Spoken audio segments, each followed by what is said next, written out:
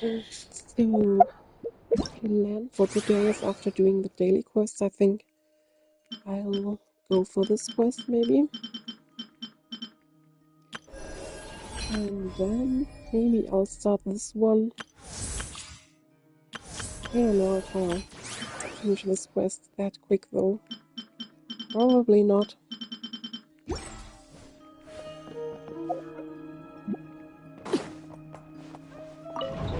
So is Yahoda still there?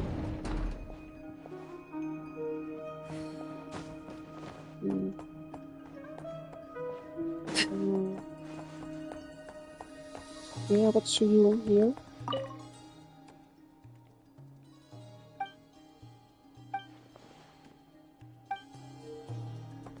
Nothing.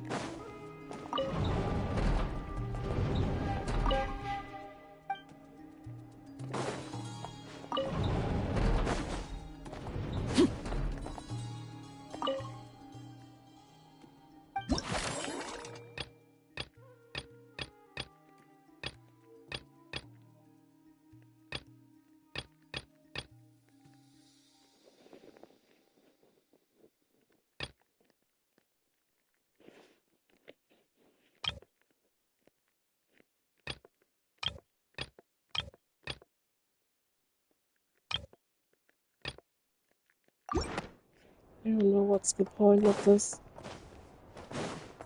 Notifications.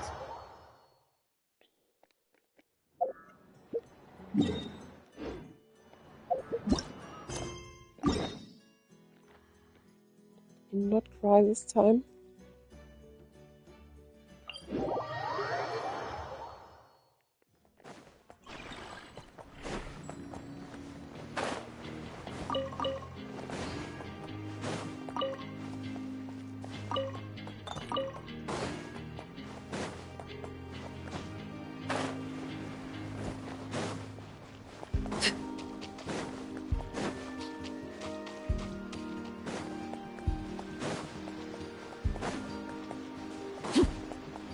This is my first time doing daily quests and not cry. Fighting some machines. Transfixed. And one shot blue guy. Wanted my full attention, did you? This is where you fall.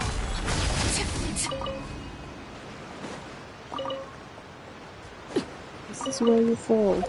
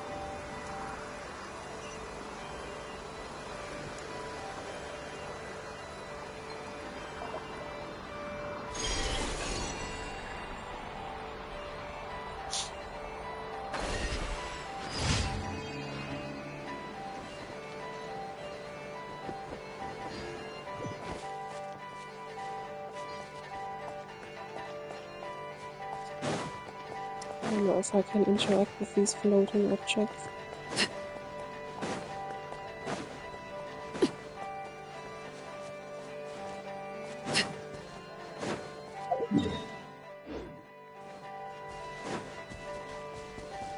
Another one that's really close.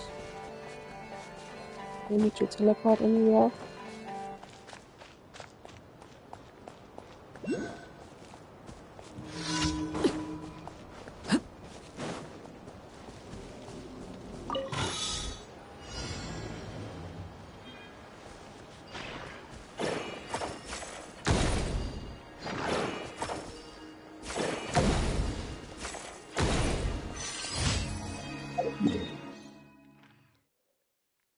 Where's the final? There's the final one. Could also just walk there. Skateboarding is a bit quicker though.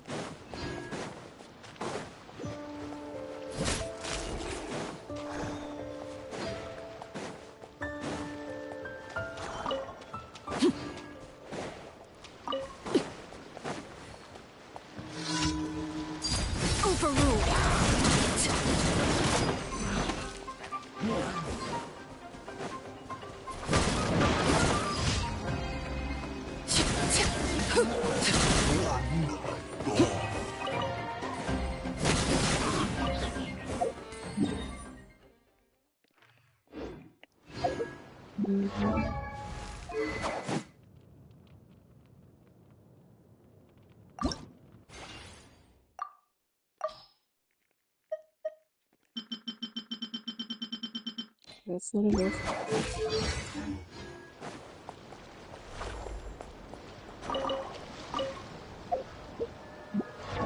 So where do I spend the lesson now?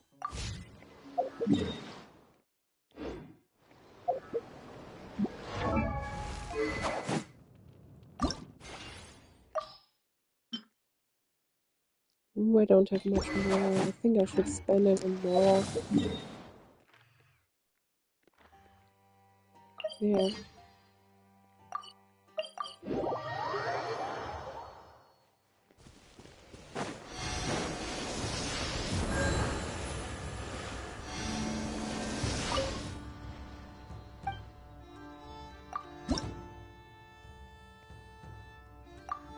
I don't have any.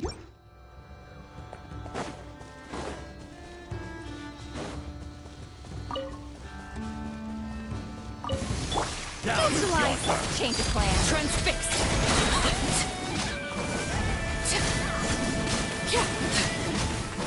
Make sure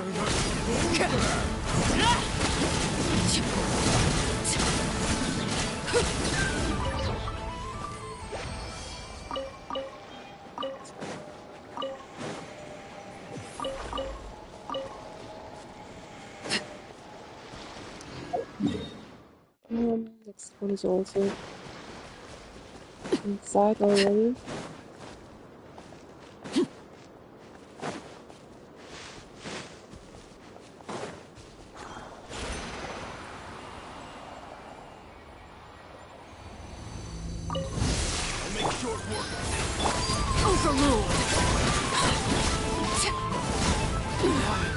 I can use lasers first, but I don't really need it. You die so quick, all of them.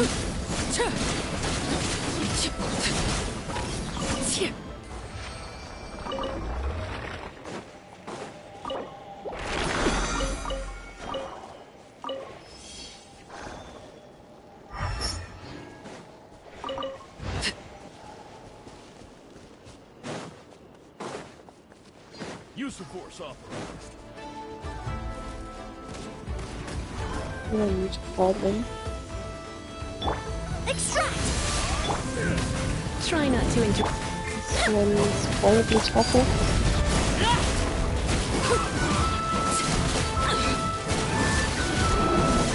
Catch him off.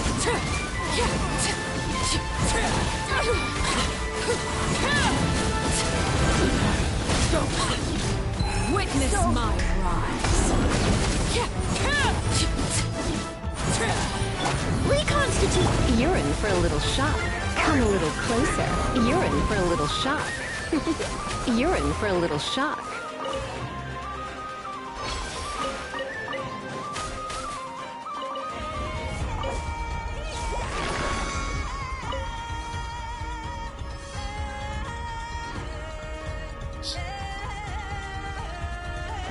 Oh, that's funny.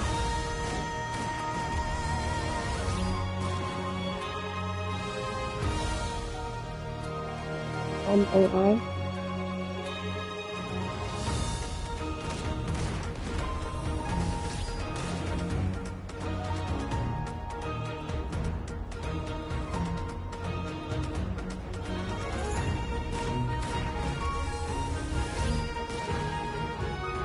I just leave him.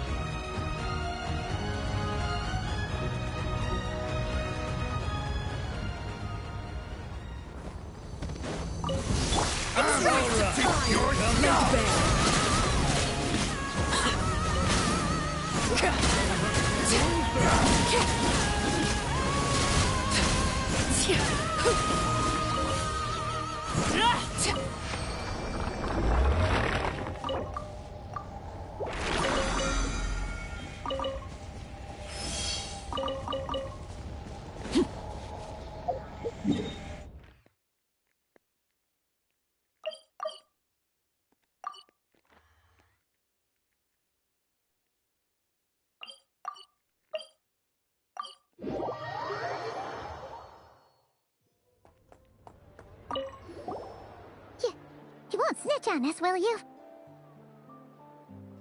I'm not entirely sure what you're talking about.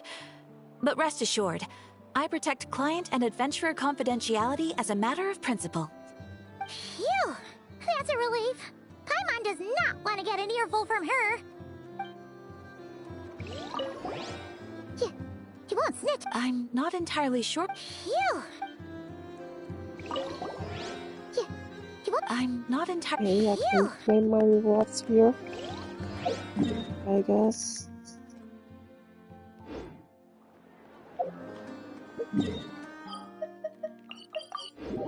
Don't know why.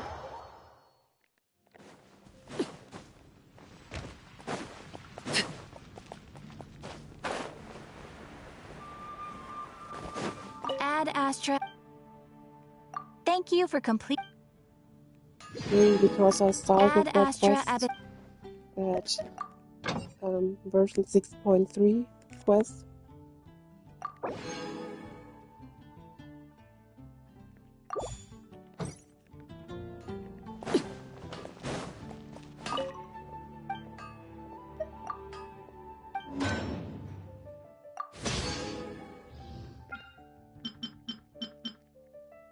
Yeah, I don't have enough materials to create more of them.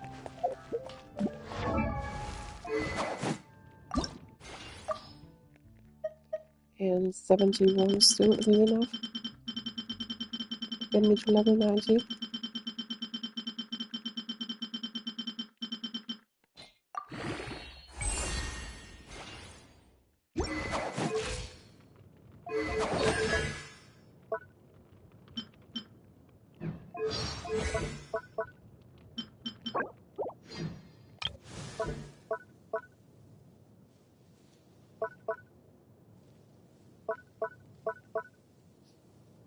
I think I'll prioritize this one over standard attack.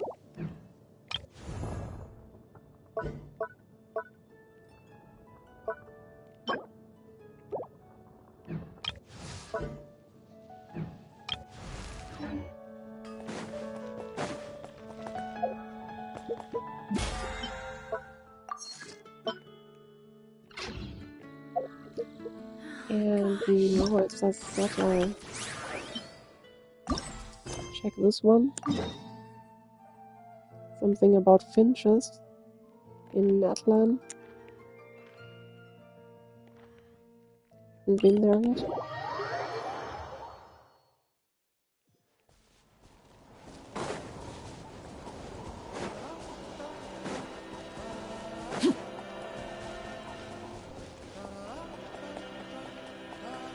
Is it far away? Yeah.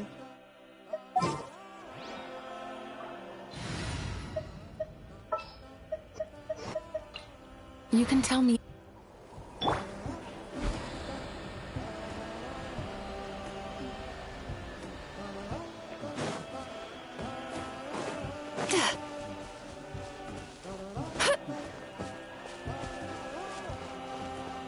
I think that's a plan. It's probably faster.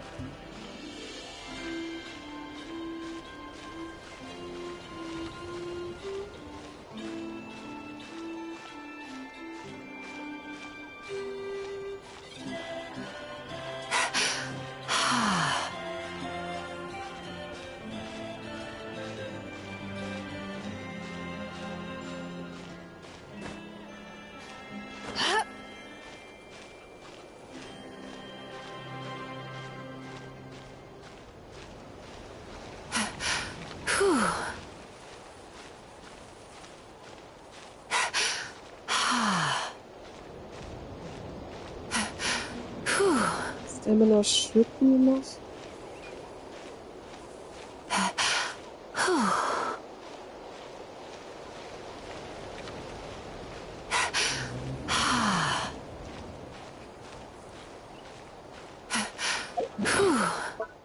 I also don't need to equip this one anymore.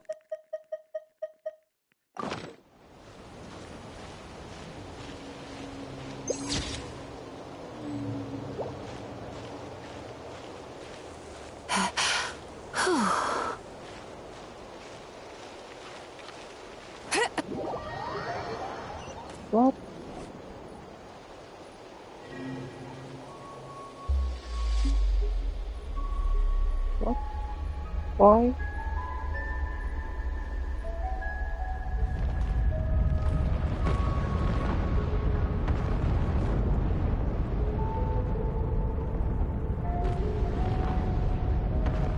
I did not mean to start any cutscenes.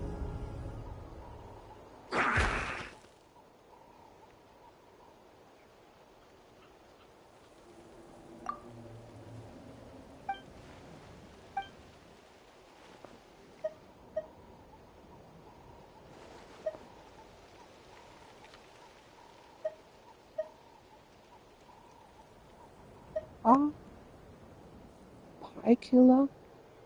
Paimon is the Pie Killer.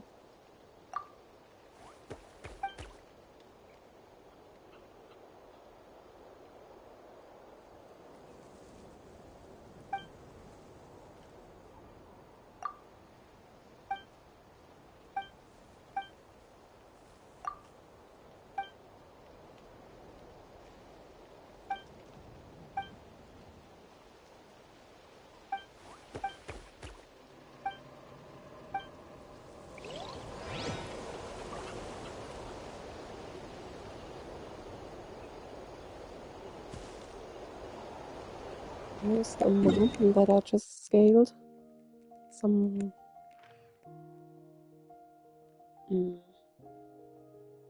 wasn't there somewhere here?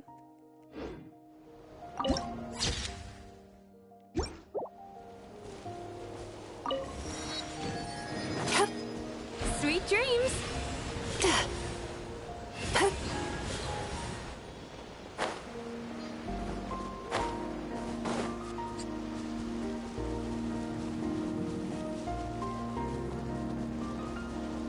Turn that frown upside down.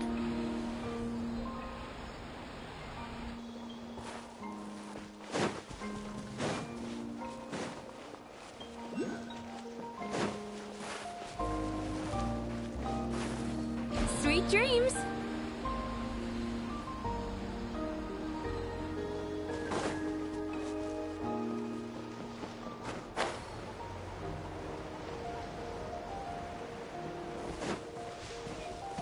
Time to relax. Like, two? I think I killed that animal by accident. I think it was a deer. Turn that frown upside down.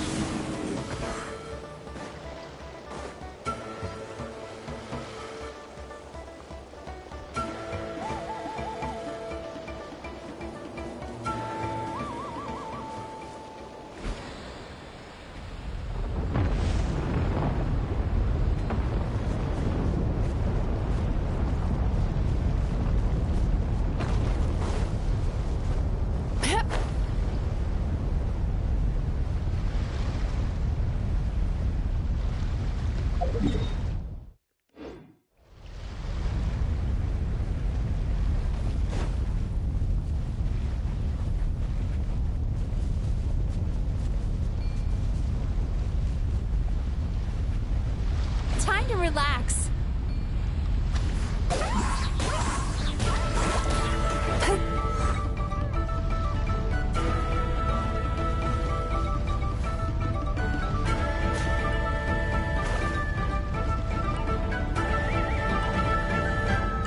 Sweet dreams!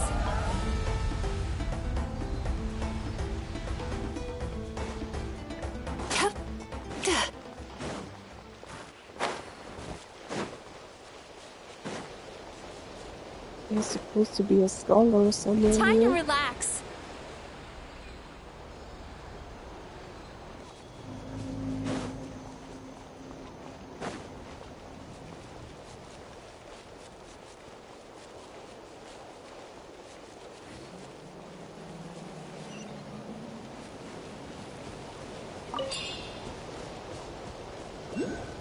Oh, that's a small village.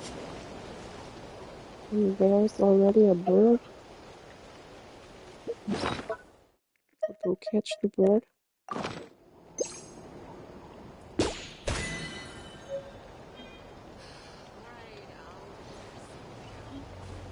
I will also catch this duck.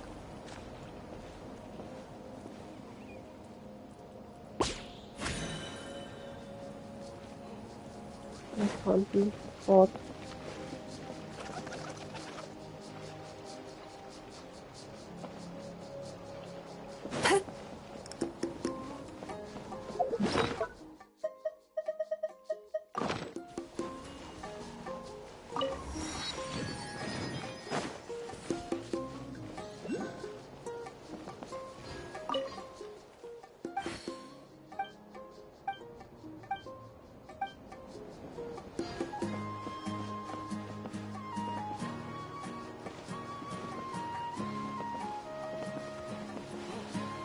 Asima number 5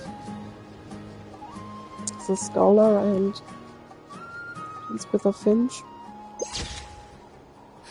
Right, I'll figure something out.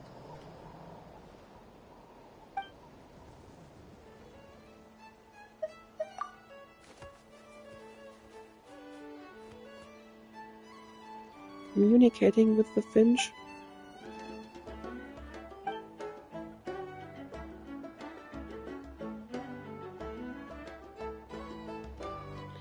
Scared for cute animals, Basima number 5.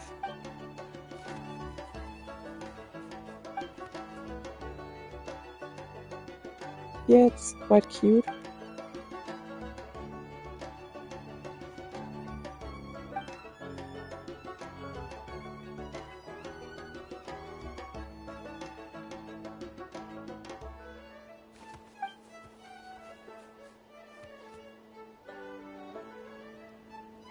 Did we meet her before? I don't think so. But it's never too late to acknowledge the finch's cuteness.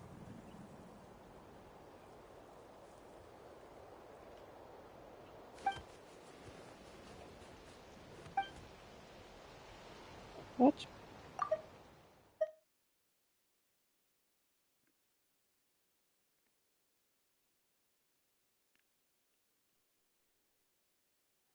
Big Bang Zwitscherball.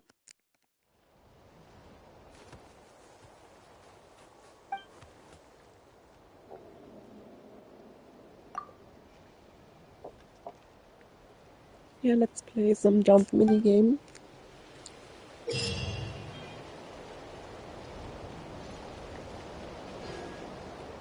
Some pinball minigame.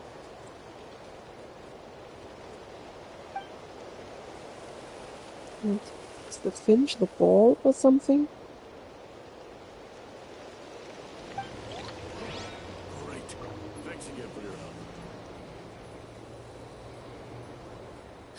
Alright, I'll figure something out.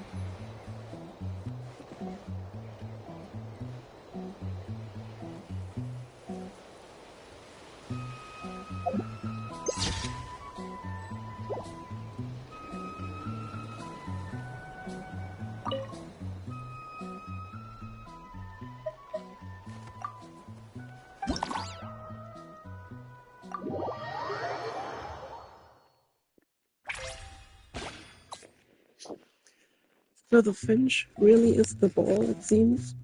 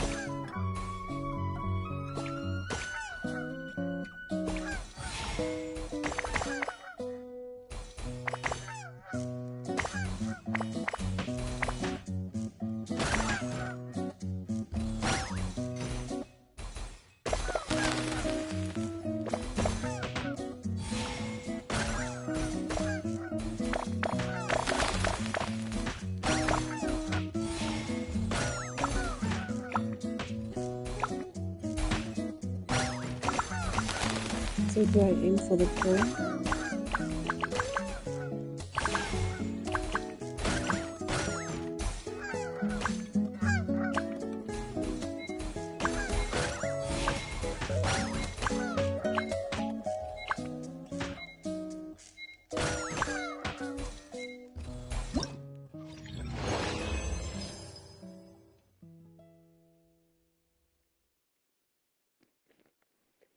1,500, it was enough, I think.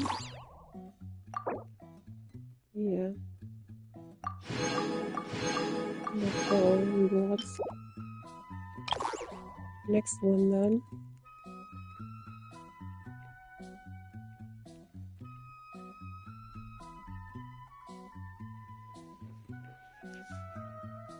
So doves are evil in Fontaine.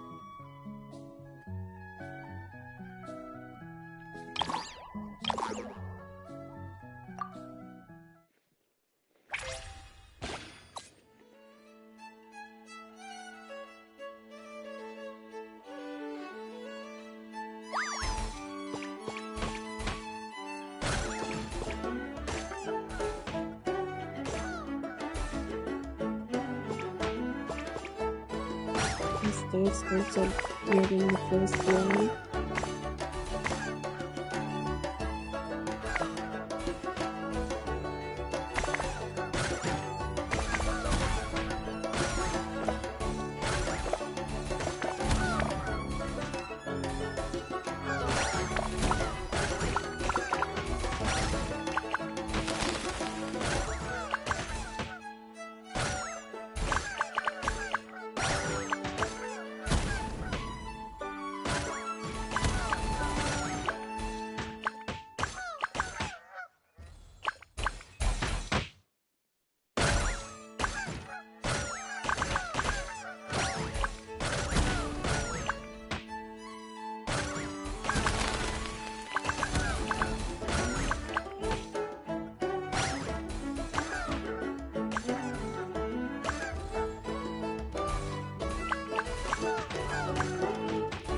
This level I will still 3,000 points for all rewards and never got it.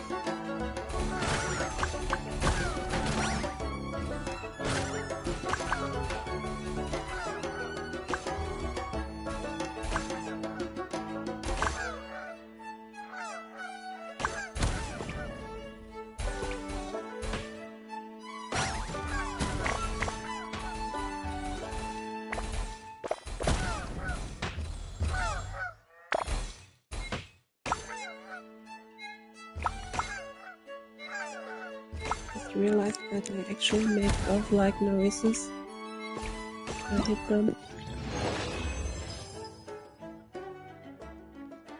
Yeah, that's also some decent result.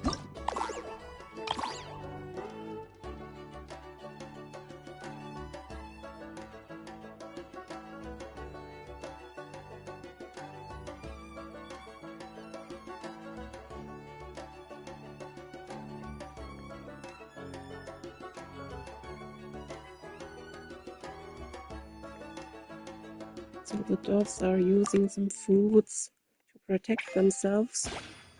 Something like that. And need to hit them twice.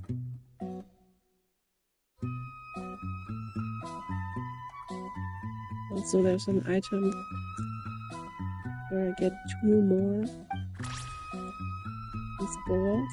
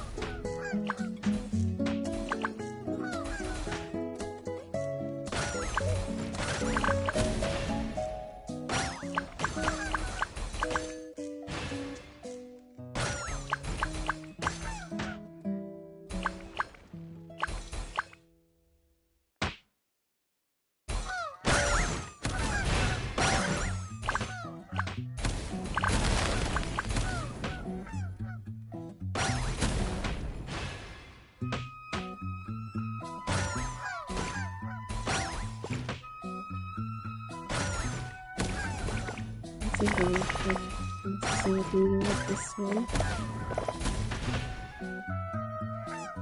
Still possible. Oh no, did I lose him?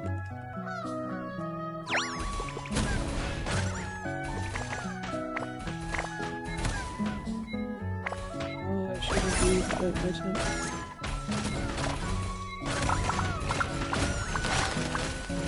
I still got it. Close one. Should have used the item way earlier.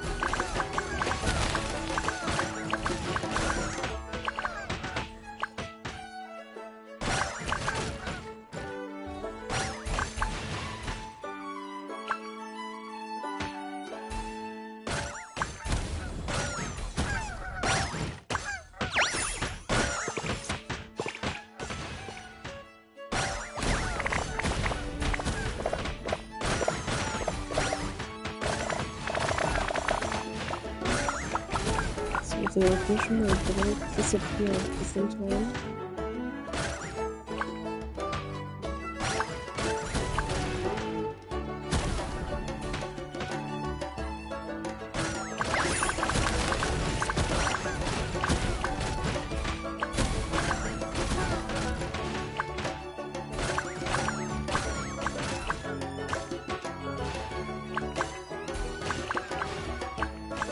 In 6 seconds I can swarm them again.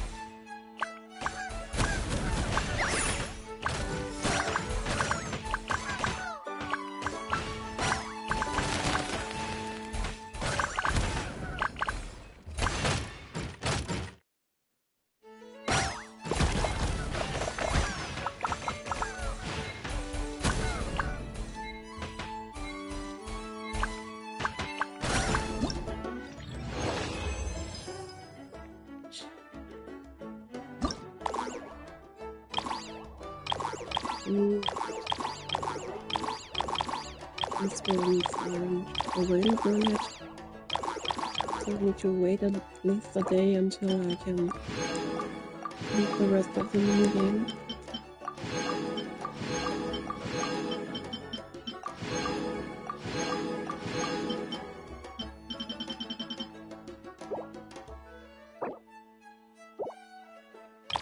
Yeah, done for now with that minigame.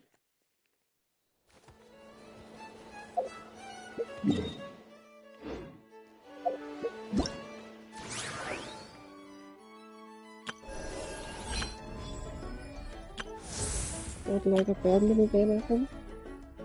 But you can't do. There's not much you can do wrong with pinball, I think. So next I'll start this quest, as I said.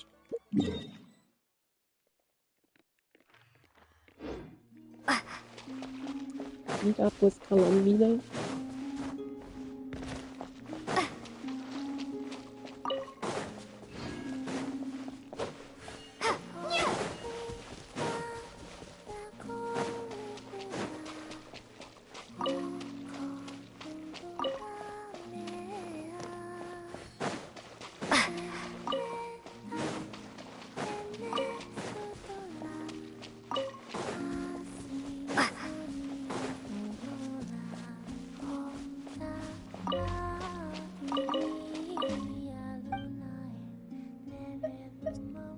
I haven't used this one once yet.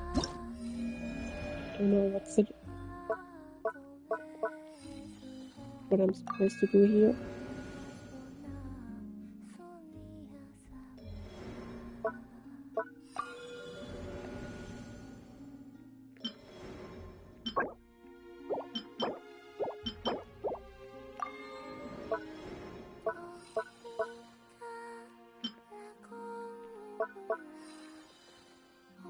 Need to check the introduction again.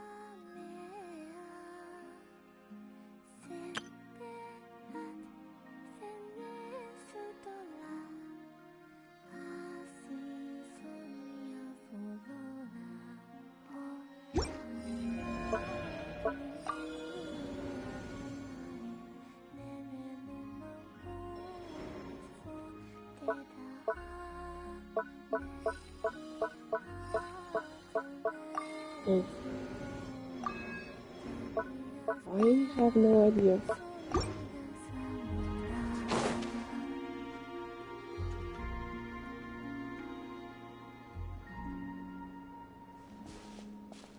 Hey, she's sitting up! Is me sitting here a rare sight? No, we just thought you'd be resting. Perhaps I would have been, were it not for the sudden arrival of some unexpected guests. Not that I consider it a disturbance. After all, you are the only ones who are free to enter. Would it not be a little unfriendly of me to lie down while we speak? I didn't realize you put so much thought into little things like that.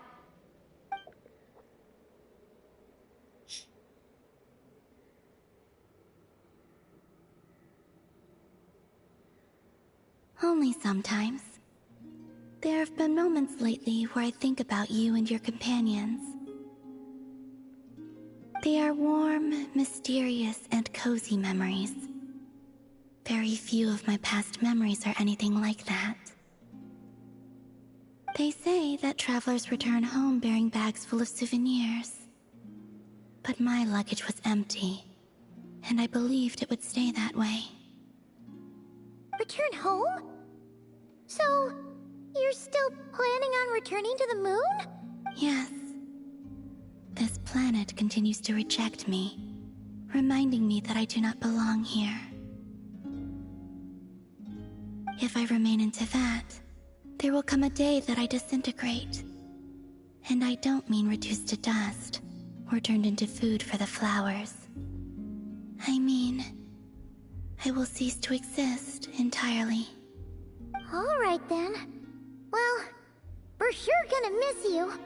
But it sounds like we'll have to say goodbye. How do you intend to return? The moon prayer night is soon to arrive. On that day, the moon will be closest to Teyvat. The Kuvaki in this land will reach its peak at that time. I merely need to grasp the tide, and with relatively little effort. Oh, Paimon gets it! It'll work like a slingshot! You make it sound like she's gonna get blasted up to the moon. If I did that, I suspect I would crash into the false sky. I will be using a much gentler approach, but I do like the analogy. It's fun. You see? She gets Paimon's sense of humor. In the blink of an eye, the time has come to part ways. It does feel that way, doesn't it? Time seems to fly fastest when you are enjoying it.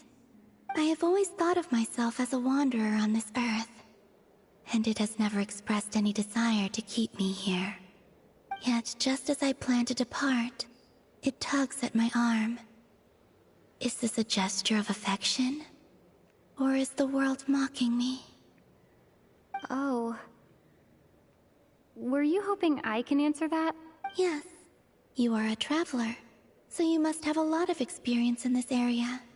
Then, what I would say is, enjoy the moment. That's right! Don't overthink it! Happiness is happiness and joy is joy! The point is to enjoy it, not analyze it! I see. Then what I would say is, even though I am very tired right now, I am still happy. I can't tell from the tone of your voice. Oh, really?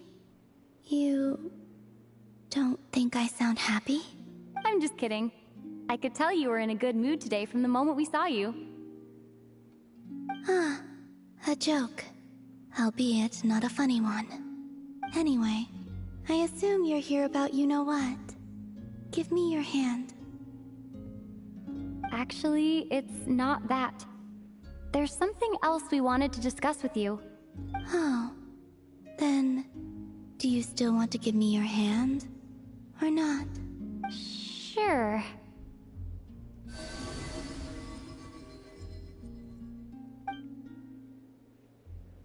Thank you. So, I've heard that in the Moon Prayer Nights of the past, people here would hold celebrations in the Moon Goddess's honor. Since you helped so much in our fight against the Rehir of Solnari, I think you deserve a farewell party before you return home. I haven't asked everyone else for their opinions on this yet, but I'd like to invite you to join the upcoming Moon Prayer Night.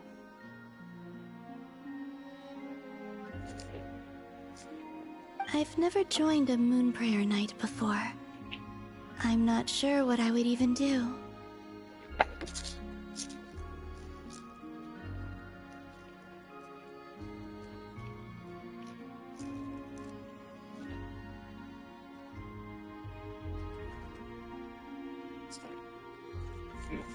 Oh, don't worry about that. We take care of everything. All you need to do is show up.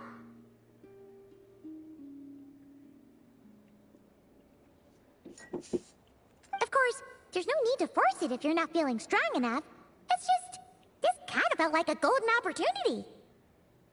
But they call me Kutar, and the Fatui have an arrest warrant out for me.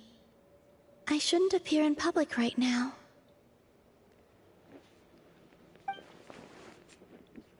I'll make it work. You have my word.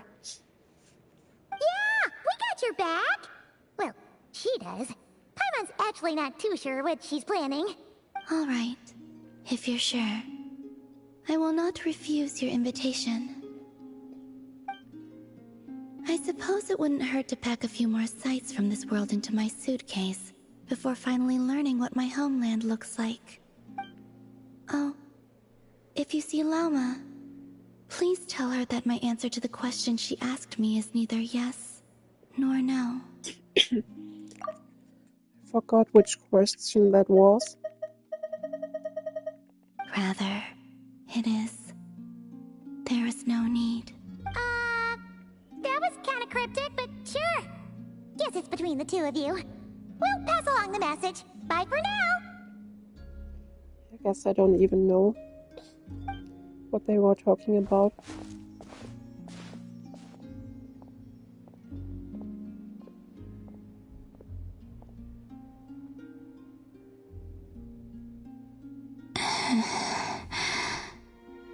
And also, I do not know.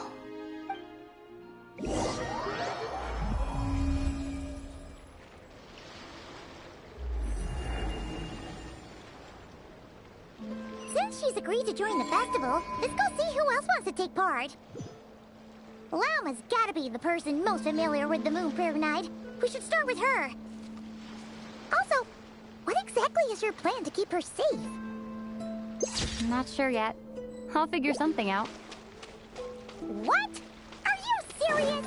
And Paimon even gave you her vote of confidence back there. When did you become so sneaky?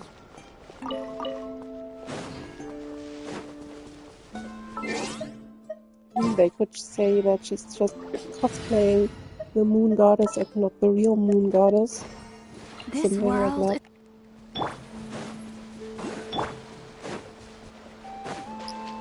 Regular people wouldn't notice.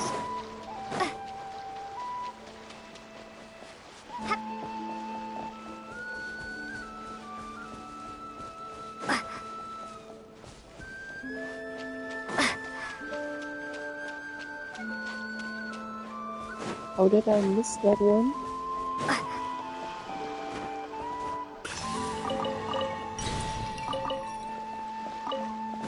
Is there a carrot? And some cabbage? Or radish? Rather? Hallöchen, Manfred Honig.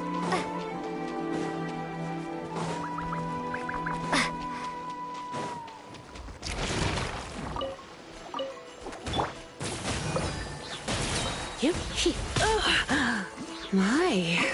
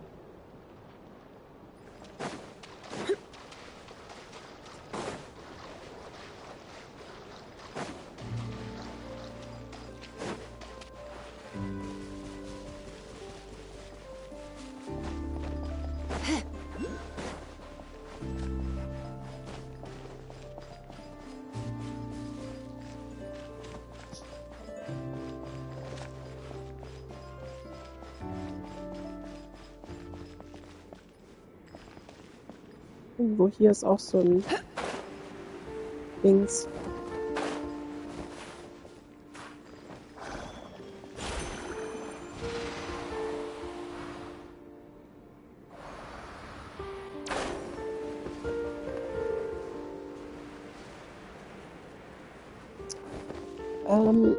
Ich bin Adventure Rang 56, glaube ich. Ja, 56.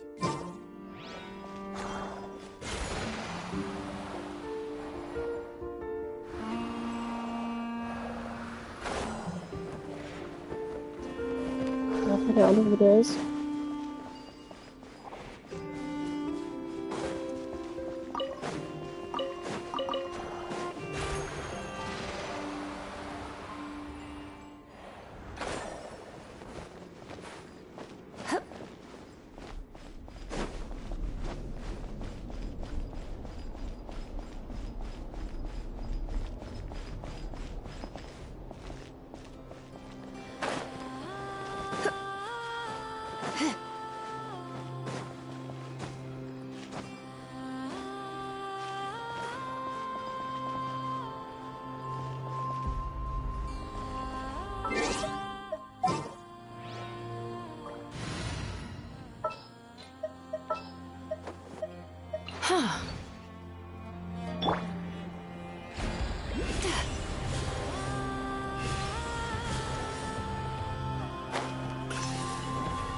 Da oben war der, ich glaube, Oculus heißen die auf Deutsch.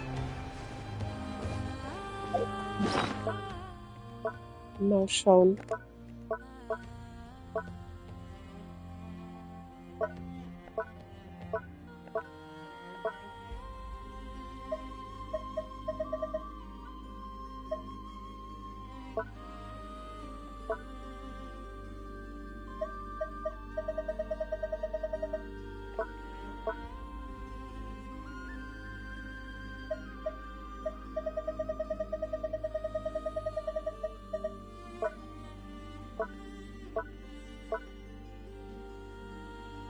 Hier, oder? Irgendwo. Vielleicht.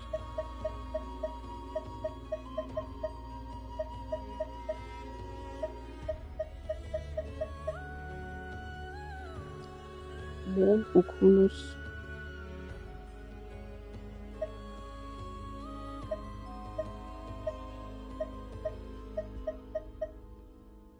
Ist auf Englisch heißt, weiß ich auch nicht.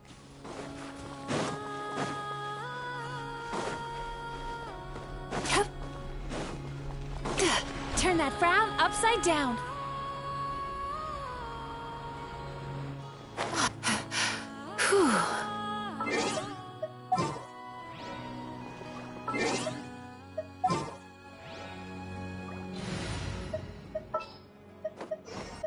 Just what will be...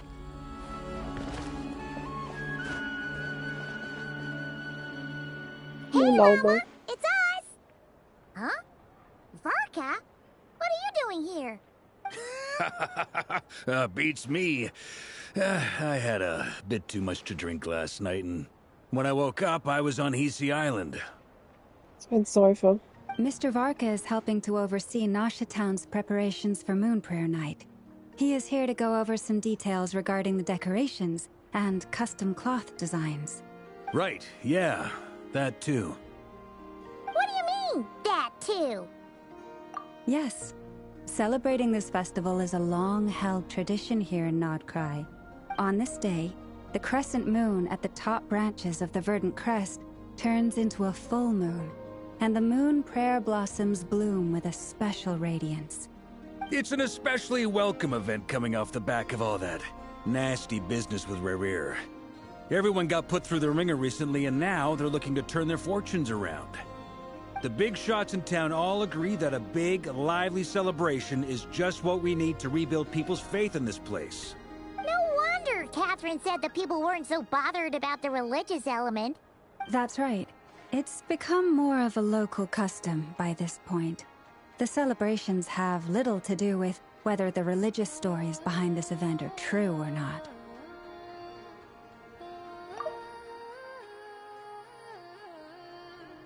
Wie Weihnachten oder so. Even the Frost Moon Scions are eagerly awaiting the coming of Moon Prayer Night, despite now knowing that their past beliefs were founded on a falsehood.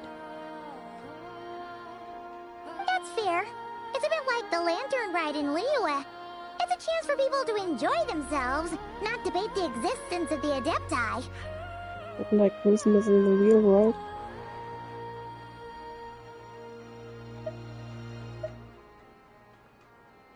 Oh, one other thing. We just went to see Columbina. We went ahead and invited her to take part in the festival this time. Hope it's okay. Wait, so... you mean she agreed to it? Huh. That's quite a surprise. Then, I suppose that she intends to return to the moon on that day. Oh, yeah. It's kind of a complicated process, but basically, it's like a slingshot. I understand.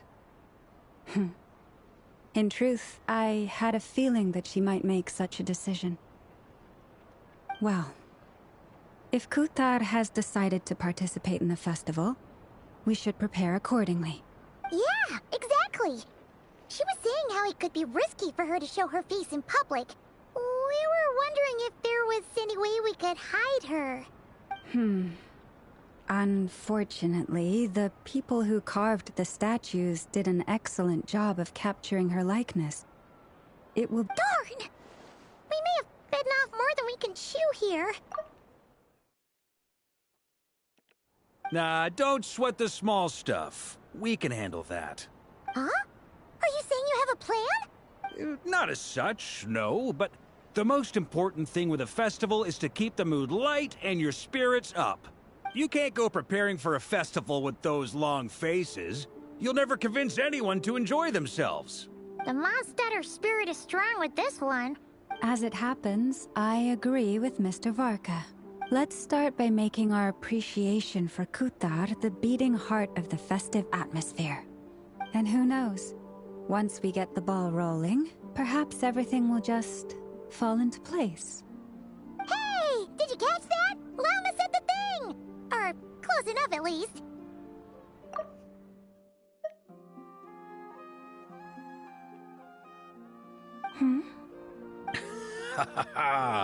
I'm looking forward to the Moon Prayer Night already. We have a festival in Mondstadt called Windbloom, and you can always tell which couples are celebrating it for their first time by the smiles on their faces. Big, and I have a feeling we'll get to see that same smile on the Moon Goddess's face at this festival. Not quite the same, surely. Anyway, I'll take care of business in the city, but I'll have to leave the decor up to you and the Frost Moon Scions. No one else can capture that traditional aesthetic quite like you guys. But lastly, there's the final key element that brings the festival to life. Companionship. Before you leave, let me show you something that we've been preparing. Mr. Varka had asked to see it already, so you may as well tag along. Also, I have some further questions about Kuthar's decision. Okay, das war jetzt das, wo wir irgendwas antworten sollen, was ich vergessen habe.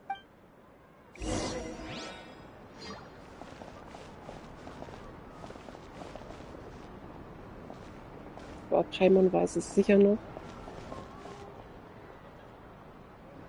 Huh! What's this? They sure look like they're having fun. I believe so. Kuhenki seem very skilled at playing drums like these, although I'm not sure where they learned it from. Maybe it's an innate talent? In their eyes, they're probably just playing with toys. Wanatar! You want to play too? Yeah. She looks more confused than anything. Maybe we can teach her next time if we get the chance.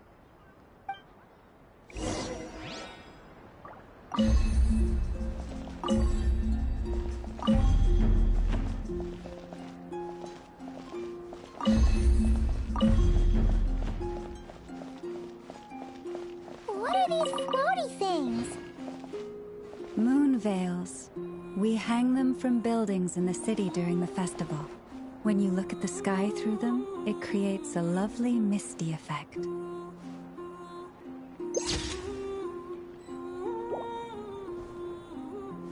Das sind auch nur Luftballone.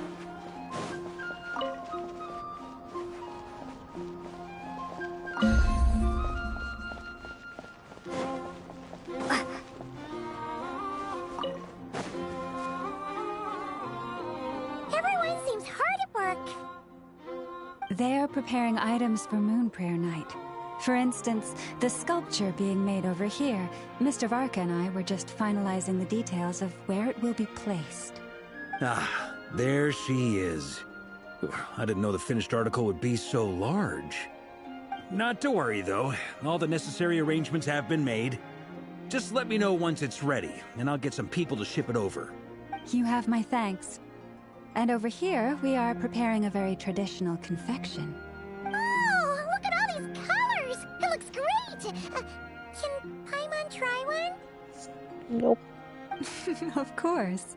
I have a feeling you'll like it a lot. Paimon likes everything a lot. Sweets and treats are Paimon's favorite. If you included those in the Feast of the Moon, I bet Paimon would have joined the Frost Moon Scions by now.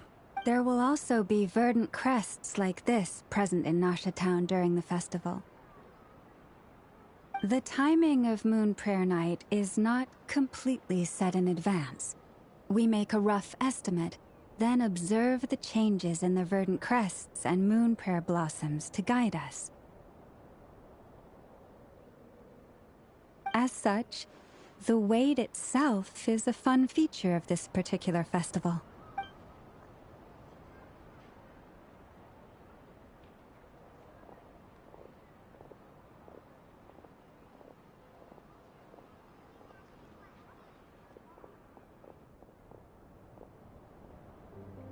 Let's talk here. To tell the truth, I am very surprised to hear that Kutar is willing to participate in the festival. I once asked her if she'd be willing to stay with the Frost Moon Scions. I could introduce her to everyone, and we could be a family to one another. She did not answer, but she has not appeared here since. I took this to mean her answer was no. But if that were the case, she would not have accepted this invitation. Not needed. Ah. I see. Maybe she is right. Maybe the Frost Moon Scions of today no longer need a moon goddess. But my wish was not for her to come here and be worshipped as a deity. I simply wanted to offer her a place to stay. I'm sure she believes that showing herself here might invite Fatui intervention, and as such she does not wish to cause us trouble. But what really pains me about all this is that this is her birthplace. She ought to belong here, yet no one has been able to grant her shelter. I think I'm qualified to weigh in here. When someone's about to depart on a long trip, what they need is blessings, not burdens. We should wish her the best, not make the journey harder than it already is. Anyway, she's agreed to attend, hasn't she? All we need to do is simply respect her decision. I see your point. Yes, she will soon depart after all. Our job is to leave her with some happy memories. Besides, who's to say her journey to the moon is a one-way trip? It's not like she can't come back and visit if she wants, right? Paimon agrees wholeheartedly. Festivals are all about having fun, so let's keep it simple. All right, I'm gonna head back to Nasha Town soon. Want to come with? I'm guessing you have some other folks to visit there. Sure thing, let's go! Bye for now, Wilma! Thank you all. Goodbye.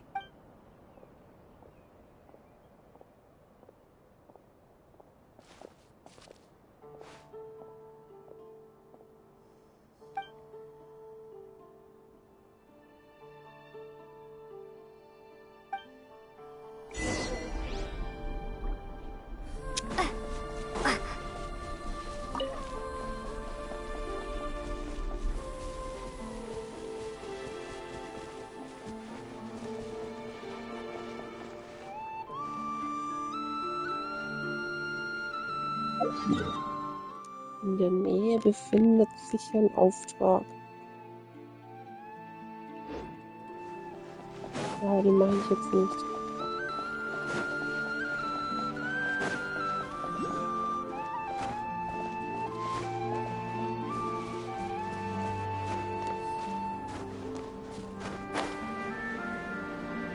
Oh, hier ist auch noch so ein Eigen. Gut.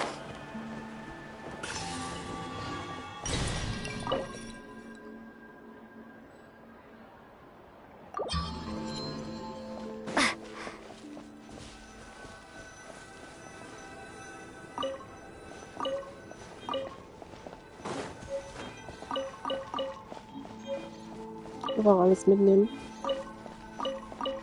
Ja, dass da alles so liegt.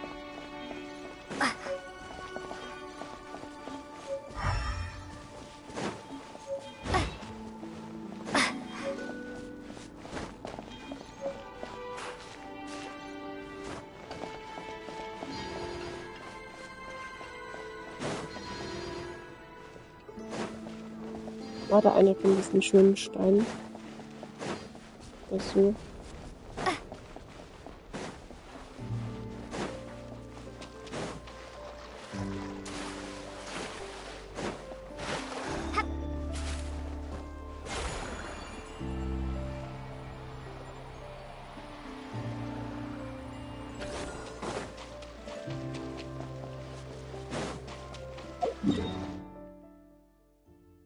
Ja gut, dann teleportiere ich mich, glaube ich, doch.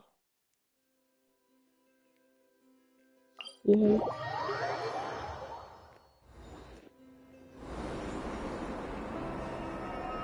Huh? Hey, over there!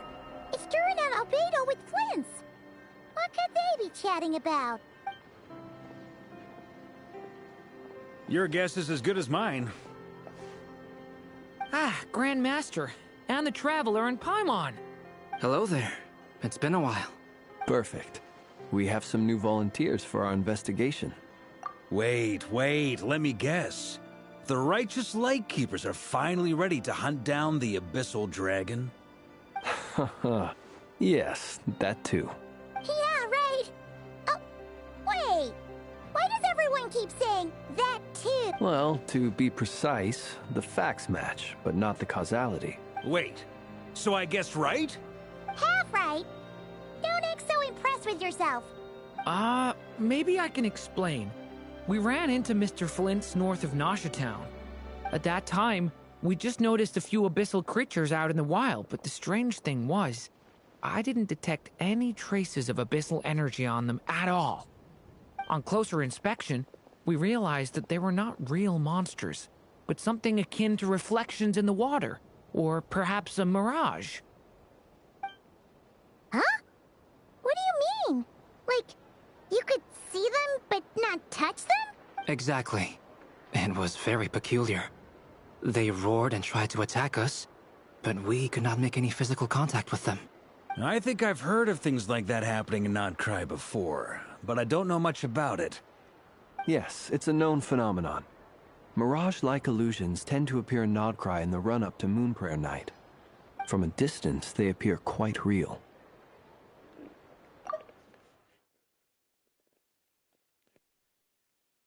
I myself thought that Misters Durin and Albedo were locked in battle with abyssal monsters when I first arrived. But after sharing intel and investigating a little further, we can confirm that these illusions are harmless. There is no great cause for concern. Understood. All the Mirage stories I've heard are either animals, rocks, or small houses. Abyssal monsters, though? That's a first. It's a first for me, too. So I'm planning to look into it further just to be on the safe side. I intend to inspect a few more locations. What about you two? Any plans? Alice contacted me a few days ago. She'd like me and Durin to assist her with an experiment. But we lost contact shortly after receiving the message. I'm sure that comes as no surprise to anyone familiar with her. We don't know when the wind will blow. Yet when the wind blows, we will know. That, in a nutshell. describes how Alice operates. Yeah, that tracks. Okay. Well, I suggest we investigate this Mirage business in the meantime. It's piqued my curiosity, and I'm pretty sure I know someone who will already be 10 steps ahead of us. Well said. Right? Whatever's happening in Notcry, she always seems to be the first one to know. Let's go see what she knows. We can invite her and her staff to the festival while we're at it. Is Paimon talking about Alice?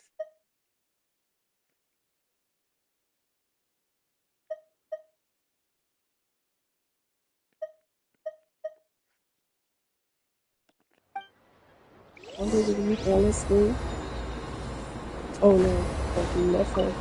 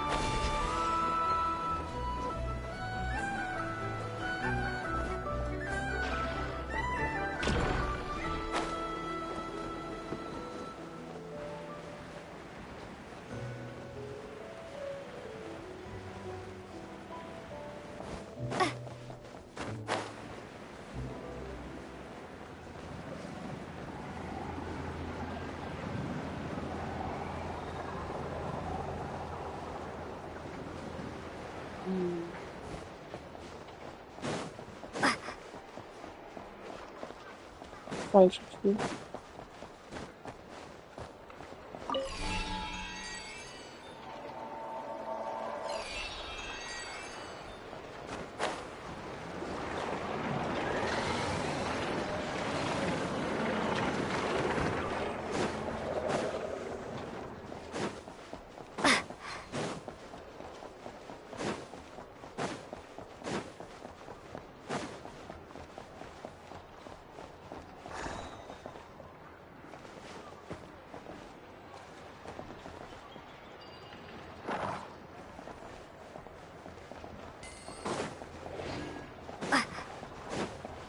Hier.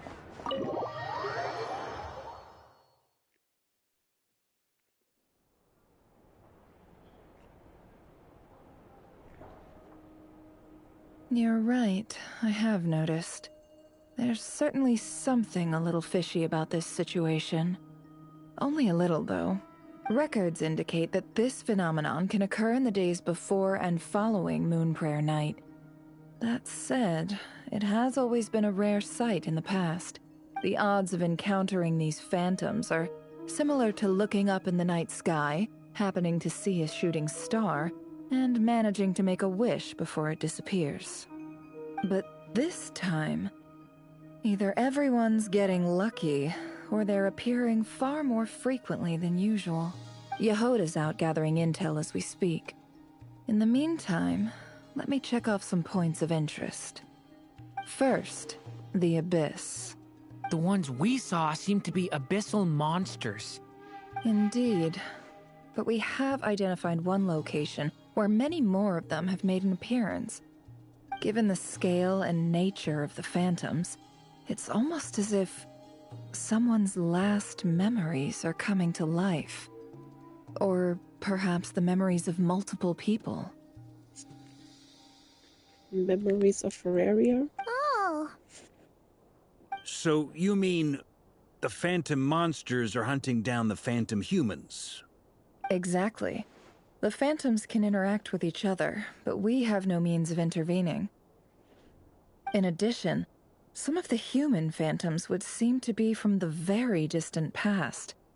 This is clear both from the clothing they wear and the stories they tell.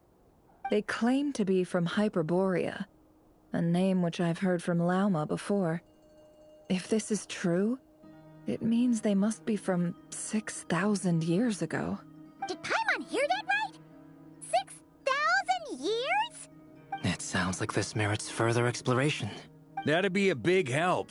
I'll leave it with you, Albedo. My knowledge of ancient history is non-existent. I used to doze off every time the pre-Knights of Favonius era came up in class. It's quite a miracle that you were able to understand these phantoms' speech, given how long ago they lived. Hi, Sophia. I suppose you're right. But I'll leave the archaeologists to ruminate over that conundrum. As an intelligence broker, my sole interest is in the value of the information I gather. I'm doing fine. Which, in this case, hopefully means earning myself some good favor with our dear Lady Moonchanter. So calculating. Whew, this intel broker logic always catches Paimon by surprise. Sounds to me like we could split the work up. I think the abyssal phenomenon is best left to Albedo, Flints, and me. Agreed. It coincides with my duty as a lightkeeper. For my part, I'd like to understand the abyss better. Even a little knowledge would go a long way. This is certainly a rare opportunity to study the abyss. But even rarer, perhaps, is the chance to make contact with the ancients. My stream is also going fine. The Curatorium will take the lead on investigating the Hyperboreans. We put in the work to learn what we know so far. It seems only fair that we get some quantity of exclusive intel. That just leaves our trusty team of 2 unassigned.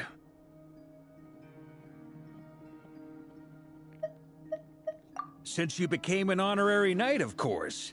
This was part of my grand plan all along. Ha ha! Maybe? Oh yeah, by the way, we managed to convince Columbina to come to the Moon Prayer Night celebrations. Would you and Yehoda like to join too? By the way, I'm not interested in streamer art or something like that. She agreed to that? Huh. Quite an achievement. Never underestimate the traveler, I guess. I'd be happy to join. No point shutting myself inside when the streets are all decked out. I doubt any clients will be visiting during the festival in any case. And Yehoda loves a party, so I'm sure she'll jump at the opportunity. No, no, no, no, no, no, no, no, no, no! Way to contradict me in front of...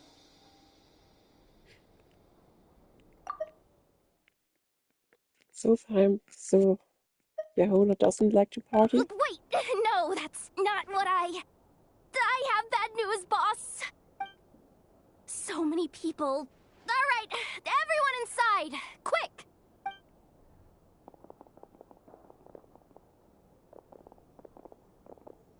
This is gonna sound crazy, but hear me out.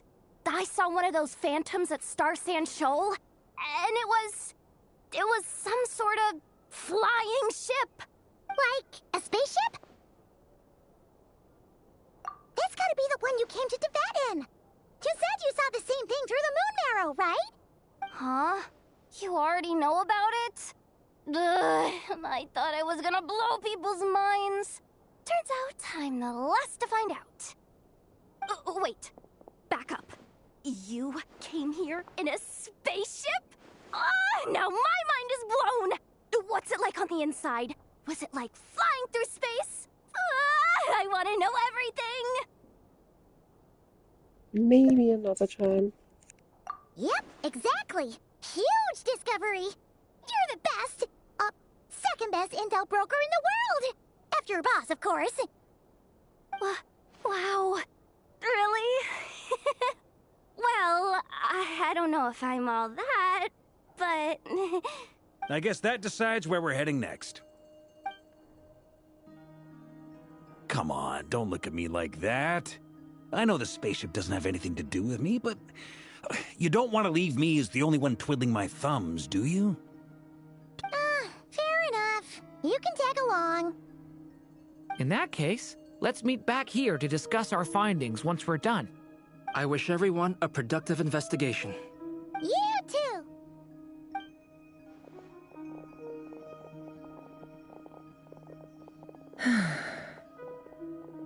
What's up, boss? Aren't we gonna head out? Tell me, Yehuda, when did the Curatorium start giving out intel for free? Oh, sorry, boss.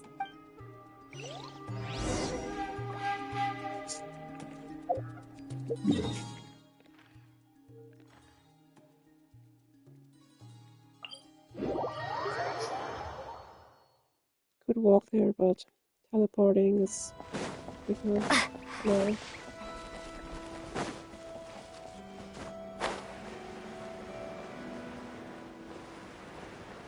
Is that a spaceship?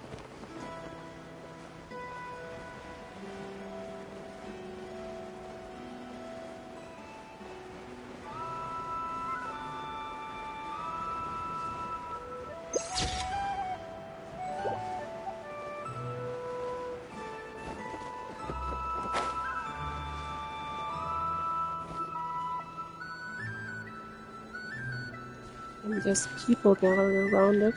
Well, what do you know? Yehuda was right on the money. This Phantom really is your spaceship. But that's so weird. Why would it show up here? Is it some kind of projection? Or a ghost? Like, maybe it no longer exists. But somehow it left an afterimage? Ah, you're already here. Miss Lauma, what a surprise. I thought you were busy with festival preparations. I was, until one of our people informed me that a strange sight had appeared at Star Sand Shoal. No one's ever seen something quite like this before. I thought I should see it for myself. Same here. Oh, so we heard that these things appear around the festival period. Any idea why that is? Unfortunately not. We have very limited information about them, since they can't be interacted with. And no, the most we've been... Unfortunately not. We have very limited information about them, since they can't be interacted with. And no human phantoms have ever made an appearance before now. The most we've been able to deduce is that these sightings appear to be connected to the increase in Kuvaki energy around this time. Yeah, seems like that's all we can do. This is all so confusing. Allow me to lend you a hand. The deer in the background is also just a phantom.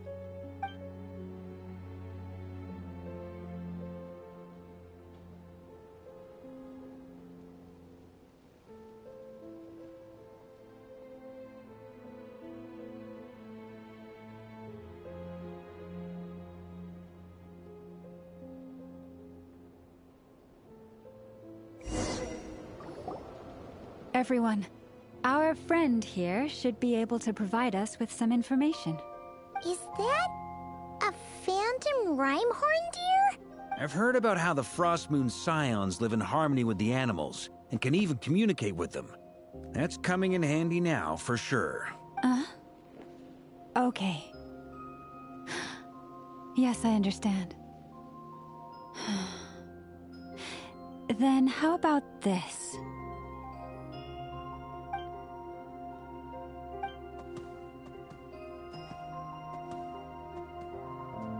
Oh, it's leaving. It appears to share our curiosity about this giant spaceship, so I asked it if it wouldn't mind investigating along with some friends.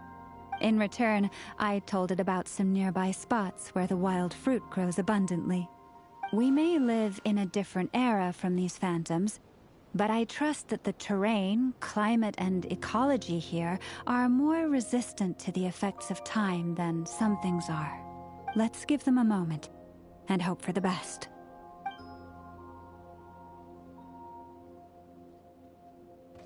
All back together? Must have been a lot of fruit. Indeed. Now let me ask them some questions.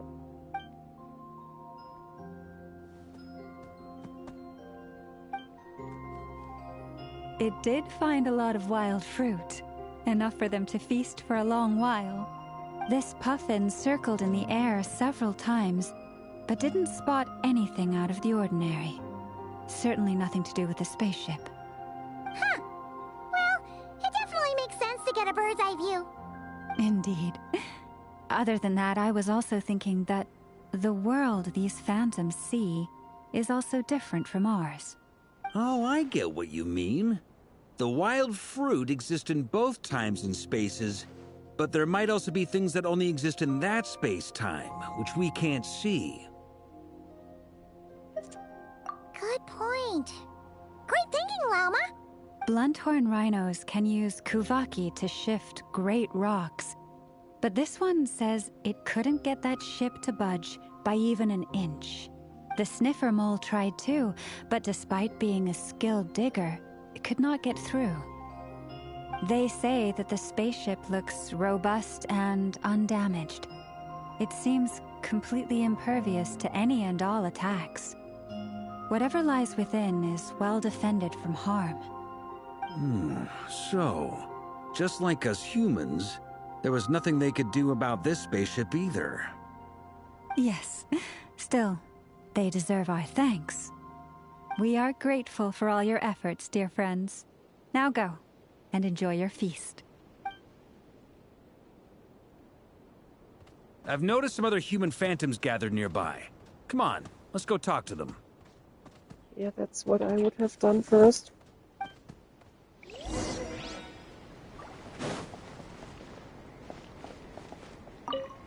Those illusions and those people. It's all a little creepy, don't you think? Nah, all part of the festive atmosphere.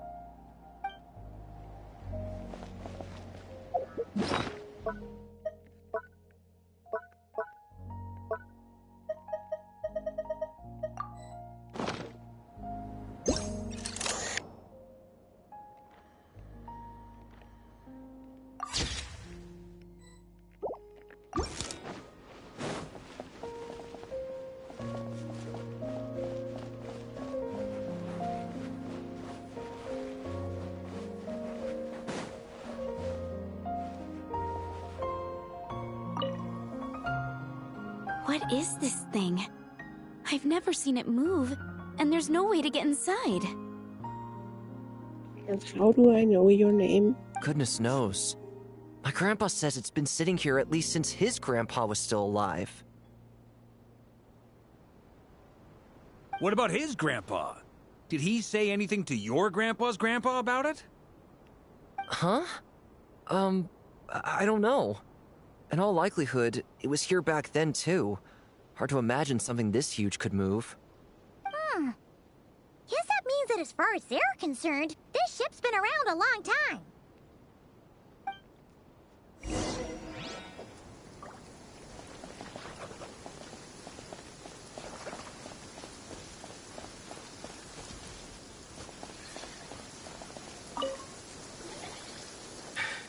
Come on, brothers. If we can get even a small chunk off of this thing, it's gotta be worth a fortune. Today is the day we strike it rich. Huh? You mean Paimon? Yes, brother, I shall join you. Let's make our fortune. We should go with them. What the? This thing is crazy tough. I can't even scratch it. What's it made of? Sorry, brother. Looks like we'll have to seek our fortunes elsewhere. Enjoying yourself? I was just seeing if I could influence this phantom's perception by playing. But nope, no dice. I'm sure we're all starting to build up an idea of what's going on here now that we've spoken to some of the people. These phantoms are reenacting real historical events in Nodcry. It's almost like we're in some kind of interactive stage play. We can talk to the actors, but the plot is fixed, and we can't influence it. It makes sense. History is set in stone. The objective facts of the past cannot be changed. Paimon totally thought you were just goofing around earlier. But actually, you were doing some serious investigating. Of course I was. Anyway, at this point, I think we're forced to conclude that although the Phantom spaceship is right there in front of us, we aren't going to learn much about it from these people.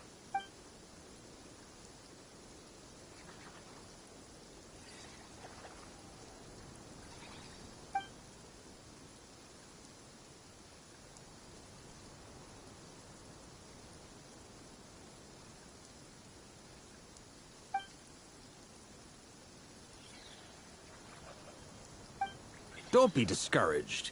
If nothing else, this is proof of the ship's existence. And think about it. So many people tried to hack their way inside, but no one could get the door open.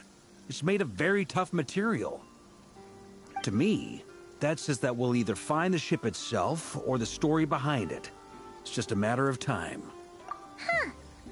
Every now and then, when Varka gets serious, he actually does seem like Grandmaster material for once. I wonder how the others are doing. Let's head back for now.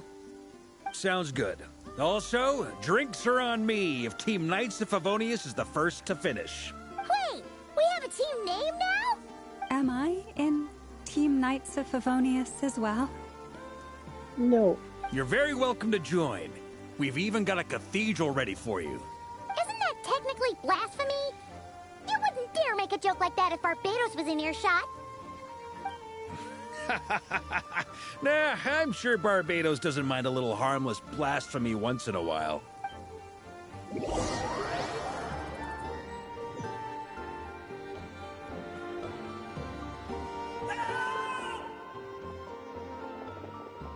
Oh, no! Get away! Oh.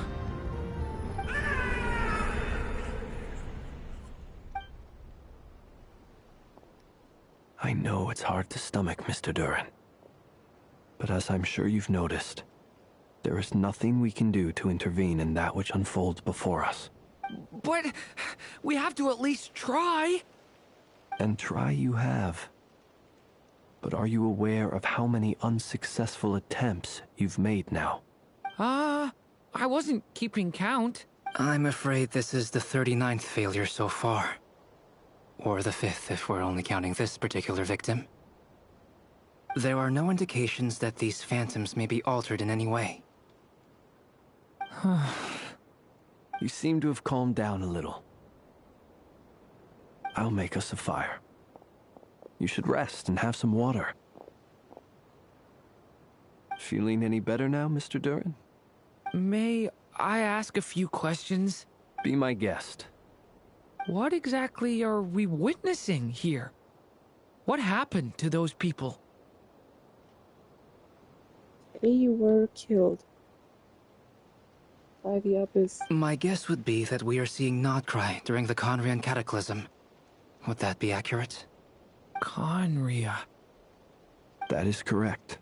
As you know, once the Abyss senses even the tiniest crack, it floods in and spreads like wildfire.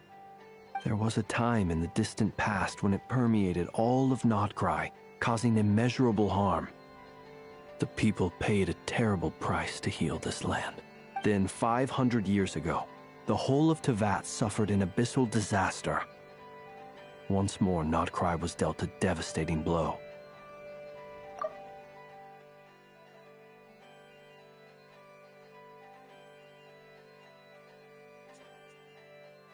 In grauer Vorzeit. Das ist vor 6000 Jahren oder so. Vor 500 Jahren war die Conria-Katastrophe. I see. In the face of the abyssal onslaught, all were like grains of sand tossed around by a tidal wave. Be they human, fae, or god. The moment you witnessed is but one drop in a whole ocean of catastrophe. All right. I guess that answers my second question, too. I wanted to know why there's nothing I could do to help them, and that's because what we are seeing is history. That would be my guess as well. As I understand it, history and fate are not all that dissimilar. The latter may be unseen to us, but both are immutable. Yes. Fate was determined long, long ago. I still have a couple of other questions for you, Mr. Flint's. You mentioned more than one abyssal disaster that has struck this land in the past. How can you be sure that what we're seeing is from the Conrian incident? And also, how are you able to stay so calm when you're talking about these events? From everything I know about you, you're not cold or ruthless, and you're not indifferent to the suffering of others. It's just used to it. Seeing these phantoms. Alas, I am forced to show my age. I must be 600 or 700 years old by human measure.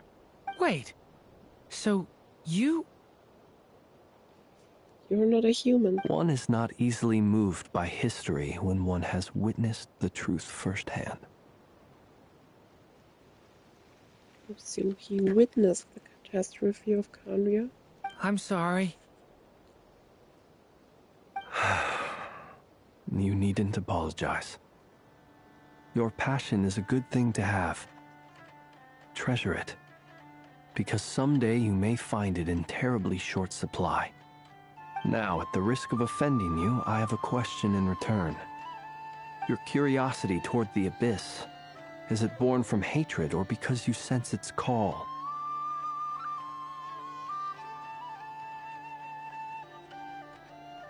I only ask because I kept a fragment of Rarir's body in my lantern for a short time. Specifically, his heart. So I know what a burden it can be to carry the abyss with you.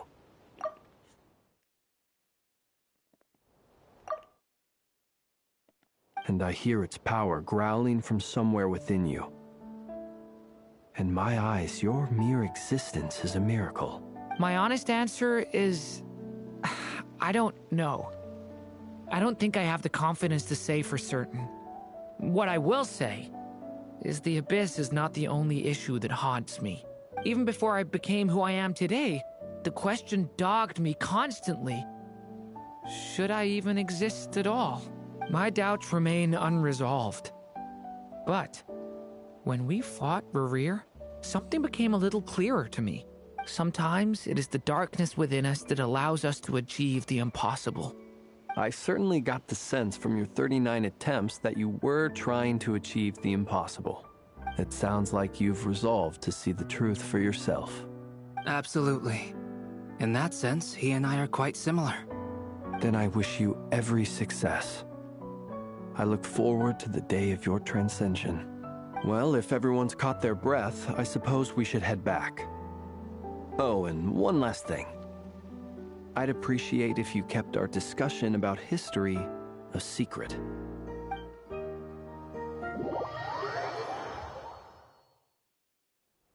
Incredibly, our separate investigations led us all to the same conclusion. Hooray for consensus! Yeah, but we barely learned anything, though. I totally thought this would be the mother lode. Talking with the ancients? I mean, come on! But nope. All we got was useless snippets of conversation. And all this stuff about moons and hyperopia. What a load of baloney. Seems like people back then had a few screws loose.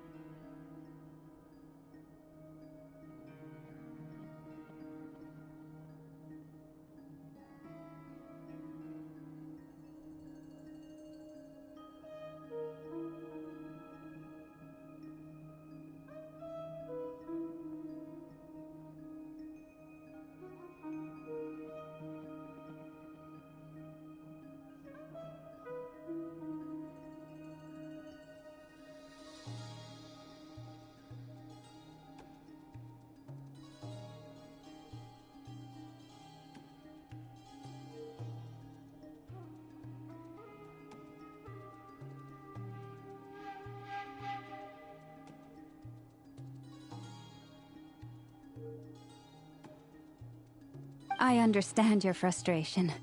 We found the same issue. Each phantom only showed a very brief moment in time. There isn't much value to be found in these miscellaneous fragments of a civilization's history, no matter how glorious it may have been. If there's a silver lining, it's that these phantoms are harmless to the present reality. Paimon agrees! And not just because it's the first thing she understood in this whole conversation.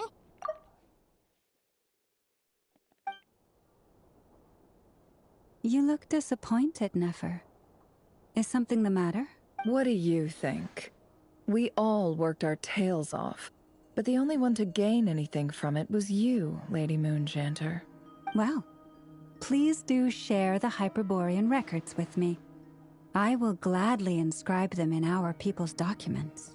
Oh, duh! Yeah! That was it! Hyperborea! Hyperborea. I'm serious. Only an expert in the Frost Moon Scions and their history can turn these records into valuable research material. The alternative is to let them gather dust on the Curatorium's storage shelves until the pages turn yellow. Nefer, you're wise enough to know that cooperating and sharing the profits is the best course of action here. Well, that goes without saying. Sure, let's do that. Huh? But didn't you say we aren't supposed to give out intel for free? Sorry, shutting up. Now is not a good time to push Nefer's buttons. Anyway, back to Moon Prayer Night. I'm thinking that we should prepare something a little special, aside from the usual decorations and so on. You mean a parting gift? Can't go wrong with food. Although, does food go bad on the moon? Perhaps a lantern would be a better choice. It might be dark up there. It could prove difficult to light a lantern on the moon. Magical stones might serve that purpose better. What about a clockwork mecha model from Fontaine? I've got a whole bunch at home. I use them for fighting practice in my free time. None of these sound like things she would be even remotely interested in. But we don't interact with her enough to know what she likes. Yeah. It would really save us the guesswork if someone could find out what she's into. Wait, what the? Traveler? They're all looking at you. Great! Haha, problem solved. Now, I need to stop by Dory's. Gonna need her help sourcing a bunch of stuff for the festival. Then let's leave it there for now. We all have our own business to attend to. Traveler, if you find out what Kutar likes, let us know right away. Guess I'll visit her again then.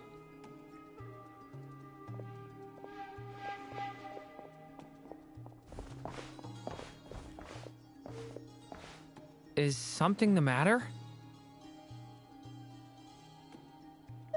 You seem disappointed. I'm fine. It's just... I'm still feeling a little rattled after witnessing the horrors of the Abyss. But it's okay. This is something I have to work through. I'll be all right. Thanks for your concern. Well, don't put too much pressure on yourself. If you ever feel like something's wrong, physically or mentally, we're here to talk. Come on. Stop treating me like a kid.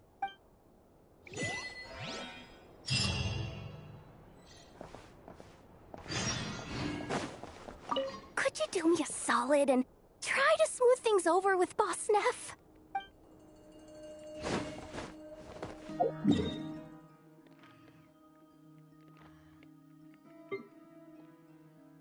Time to teleport back.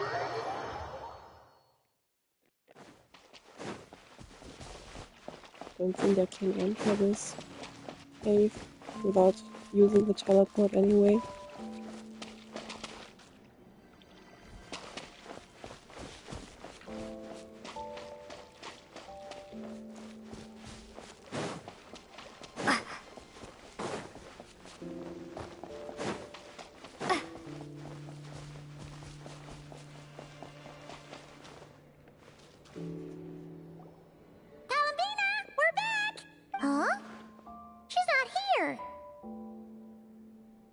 Sense her presence at all. Weren't there a few Kuhenki here last time too? Where did they all go? Maybe she's talking them out for a walk, like a dog. Walkies? For Kuhenki? You're not pets, you know. Oh well, looks like we just came at a bad time. Let's try again tomorrow. There's still a few days until Moon Prayer Night, so we're in no rush. Besides, she needs time to rest anyway. Good point. Let's go.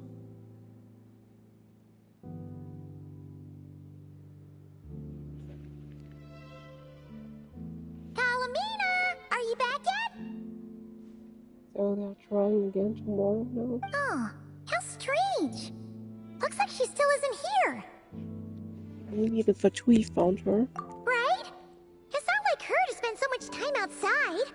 Especially since she's worried about attracting unwanted attention. What about Luonatar? Luonatar, you there? Hey! Do you know where Kalambina went? Sorry, didn't understand. But if you know where she is, could you take us to her?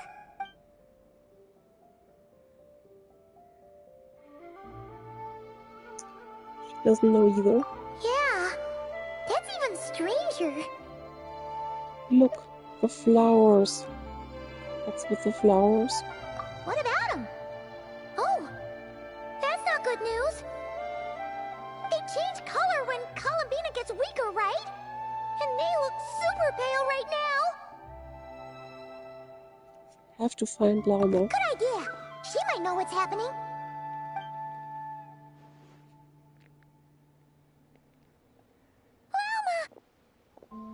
Ah, it's you.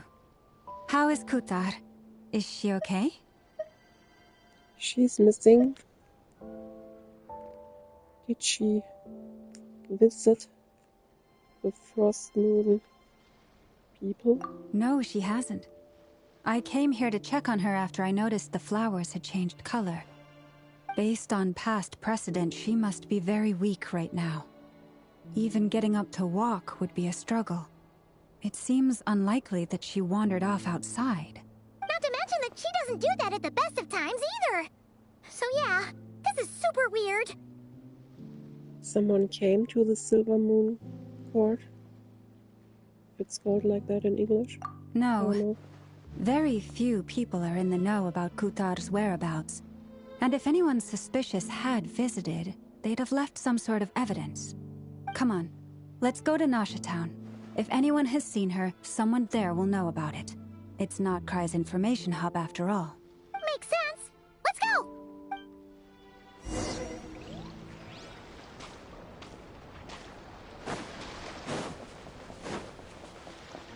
Okay. I cannot enter from here. Only via teleportation.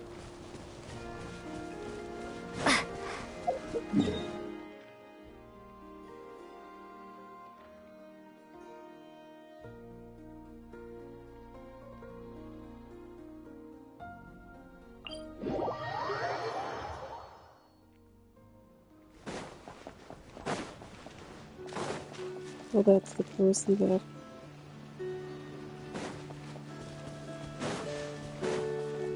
I just see. So on the way to Nasha Town something happens.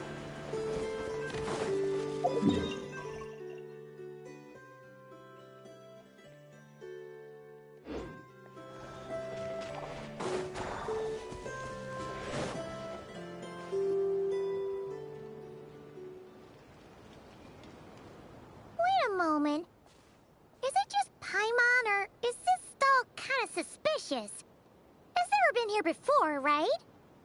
Yeah, I thought so too. This one is new. No, I don't recognize it. Alas, your free and easy adventure time is over. Now, prepare to face the final boss of Nod Cry. Who is this? Whoa! Where'd that voice come from? Do I know who this voice is? Not sure, but it's definitely hostile. No, no, no, not that way. The final boss is right here. The sniffer mole? That's the final boss? Surely not. Also... Yeah, that was somewhat familiar, but... Okay, the jig is up. I'll stop teasing you. Turn around. I'm right behind you. It seems I've managed to leave quite an indelible impression, even though you've never seen my face. Oh, nothing could make a great mage more pleased with herself. Doch am allerwichtigsten, Mutter der süßen Klee. Great adventure traveling the world. King of Dodo. We're not queen though. Protector of the old Mondstadt, and so on.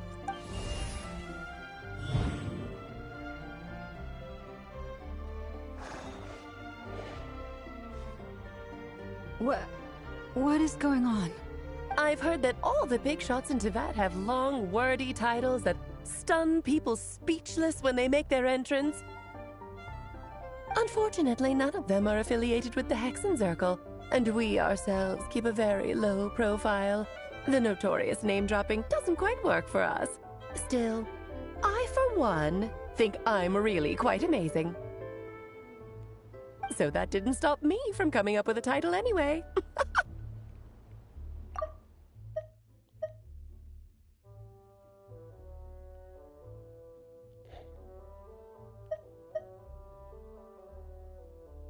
Alice? It's really you this time? Not a lantern or a dodo but Alice in the flesh? Oh, that's right. So, what do you think? How does it feel to finally meet me? Well, not that impressive. You look like... Yeah, you look like Klee. Why do you look like Klee? Are you her mother or something? Oh, that's the first thing you thought. A little surprising, but that actually makes me very happy. Because that means that when Klee grows up, she'll be just as stunningly beautiful as her mother. So she's a friend of yours? Nah, just some weirdo. Kind of. This is actually the first time we've seen her in person.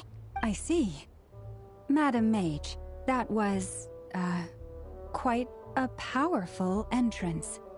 I certainly won't be forgetting it anytime soon. It's okay, Lauma, don't force it. Paimon will do the honors. This is Alice from the Hexen Circle.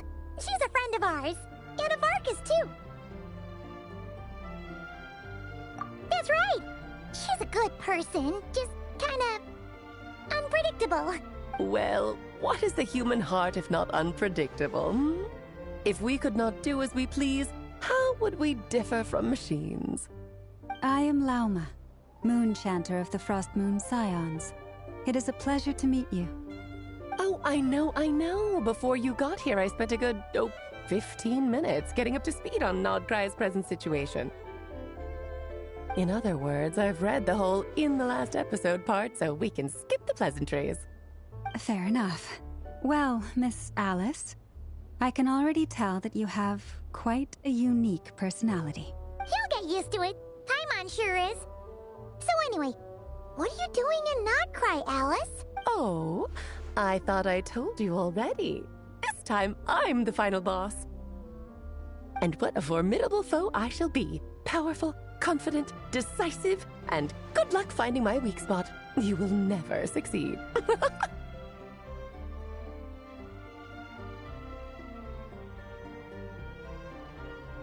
Yeah, I'll ask Jean to put you into custody.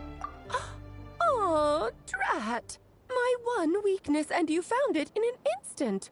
Fate has been dealt a devastating blow. Thus falls the great Dodo King. Thus falls the great Dodo King. Demon King. Why are you playing along with this nonsense? For funsies, of course. What's wrong, Paimon? Are you disappointed in me? Am I a gigantic letdown? No, it's just... you seem like a busy lady. And this is the one time you've shown up in person. Paimon figured it would be for something more high stakes than just goofing around. You're quite right. I'm here in Nodcry because something big happened. Something big enough it caught the attention of the Hexen Circle. It concerns the 3 moons, Tevat's borders, and of course, the moon goddess you are currently searching for. So you know where Columbina is right now? Kind of. Why don't we discuss this over a pot of tea? My main reason for coming on this trip to Tevat was, of course, to have some fun. But I do technically have a job to do as well. Namely, maintaining the stability of Tevat's borders. I'll skip over the complicated parts, but to sum it up, abyssal energies are all that lie beyond Tevat's border. We'd find ourselves in a real pickle if they ever made it through. And the phantoms you've been seeing are a sign that the border has been disturbed. No wonder they tend to show up around Moon Prayer Night. Is it because the real moon is now so close to us that its power can cross the border? In part, but only a negligible amount passes through.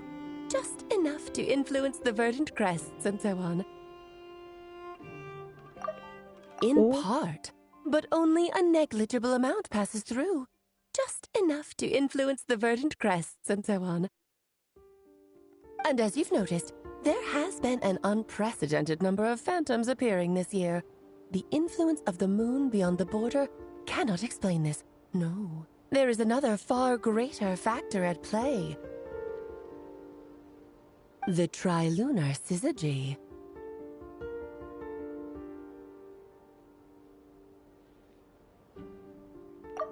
The trilunar syzygy.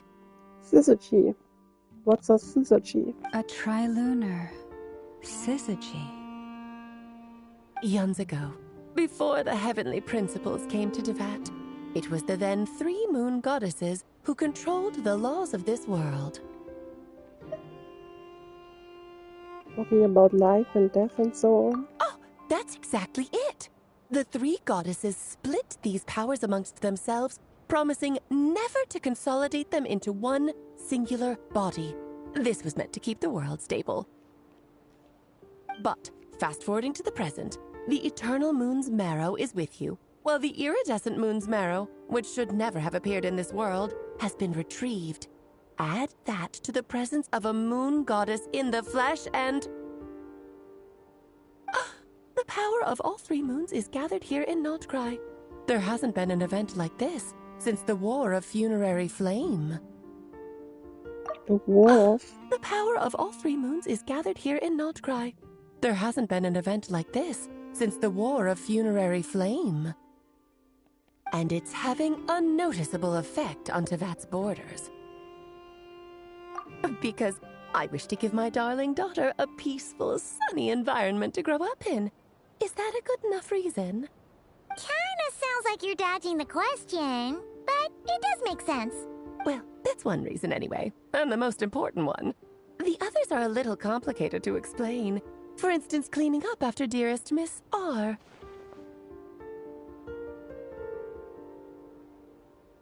Who is R? Is it Rheindotir or something? Albedo could tell you more about that if you're curious. But right now, I have a more important question to ask you.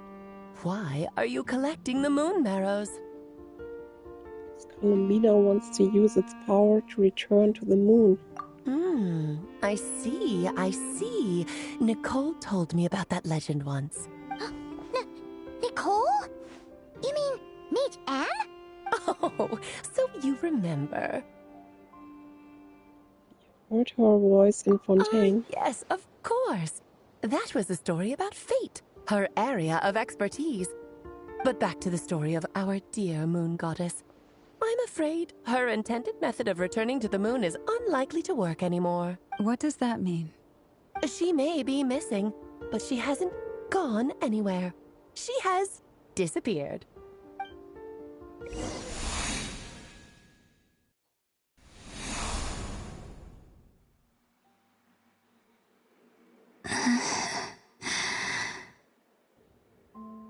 My body is so heavy. Wait, no. It's my mind that's heavy. My arms and legs are as light as a feather. What's happening to me? I feel drowsy, like I've been asleep for too long. Is it daytime or nighttime? Is the moon out? I think I'll go for a walk.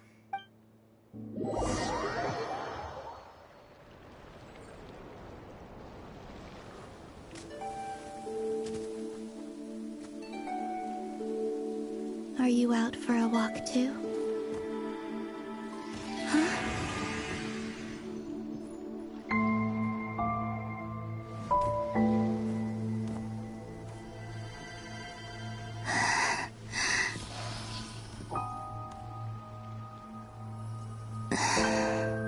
The day has come at last.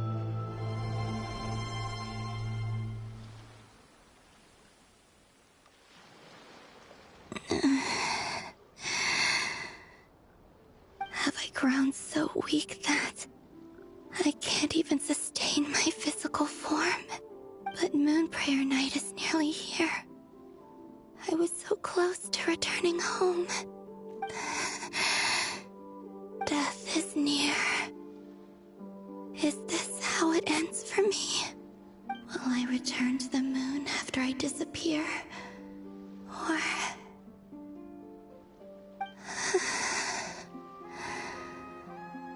I don't want it to end like this. So far, at least, I still exist. Even if not physically, I can still feel. But as my power wanes, I'm sure that too will fade. I suppose I might take one final look at this world. The world where I was born.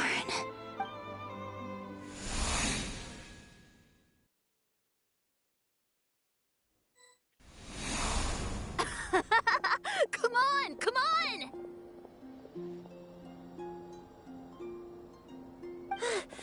Wait for me! The Frost Moon Enclave. How much it has changed since I was born. These decorations decorations! They're so heavy. It's times like this when you kind of wish men could be priestesses and acolytes.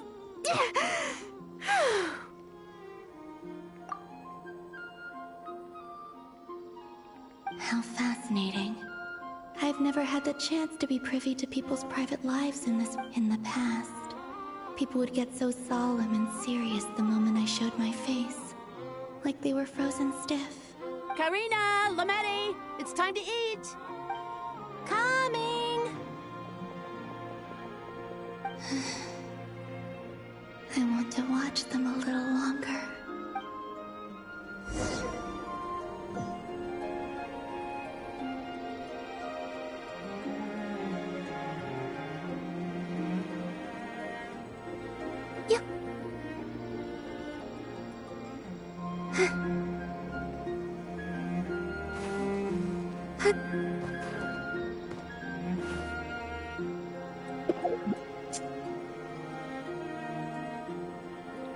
Yeah, there's an invisible wall here. Yep.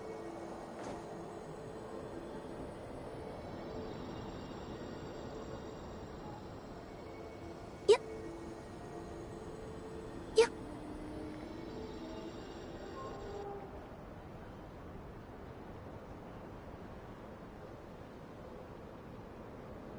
I'm sure you're both tired from playing all day. Come on, eat up. A plain, humble meal. That has always been the way of the Frost Moon Scion. Huh? How come Lametti got a midsummer berry dessert? Oh, I always get Lockaberry. I don't mind sharing. You can have a bite of mine if I get to have a bite of yours. Hmm? They're sharing food? I've never shared food with anyone before.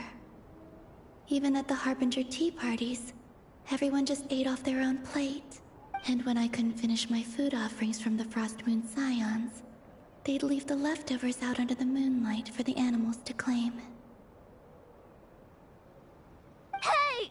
That was 2 bites! Oh, then you can have another bite of mine. Oh, you too. Oh, don't fret now. Here, have some of Granny's too. So this is what it means to be family.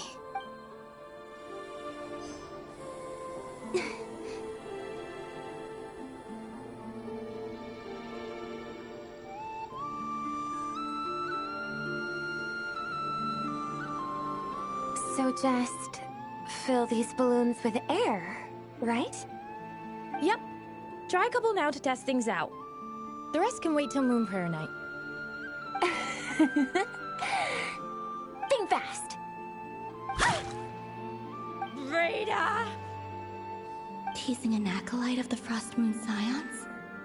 Surely that's a punishable offense. Take this! Huh? Alright, enough horsing around. Lady Lauma gave us a task. We should get back to it. The task is just to check that the balloons don't leak, right? Doesn't matter if we fill them with air or water. Okay, you got me there. And you got me there. But still, we can't use all the balloons before the festival even starts. We won't use all of them. And as long as Lady Lauma's trusted acolyte doesn't snitch, this can stay as a little secret between friends. A couple more can't do any harm, right? Oh, you menace. Then, think fast!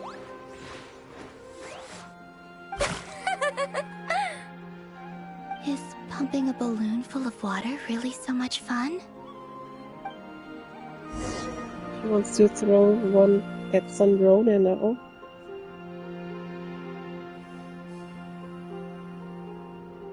I'm seeing so much that I'd never usually get to see. They'd never act like this when I was around. It's nice, being able to just watch people in peace in these final moments. What a rare opportunity. I think I'll go take a look around Nasha Town, too. Maybe the Traveler will be there.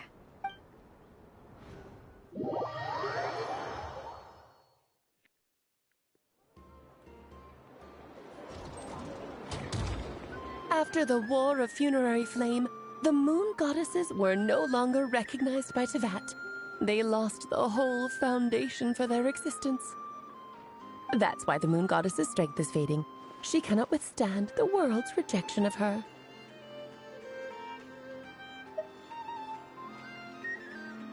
World is rejecting her. To be more pedantic about it, the moon goddesses did something to offend the heavenly principles, and that's why they were ousted. Something of a recurring theme in Tevat's history. Theoretically, speaking so candidly should put me in their crosshairs too, but they can't tell me what to do. I'll say whatever I want. Anywho, the Moon Marrow energies were but a drop in the bucket for her, and that battle against the Ray Hair of Solnari only weakened her further. Fortunately, it happened close enough to Moon Prayer Night when the Kuvaki concentration here is high.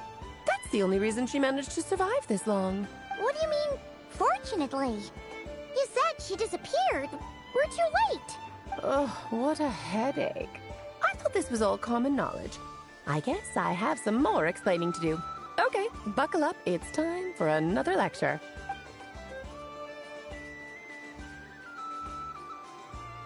Now, I said earlier that the moon goddesses lost the foundation for their existence.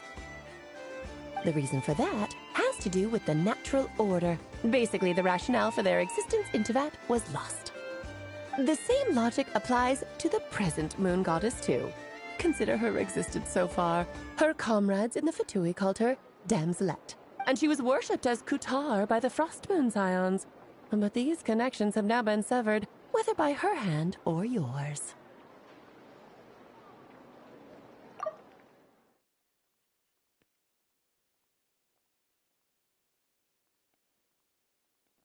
So, the rationale that once sustained her existence is now gone. Wait, we did that to her?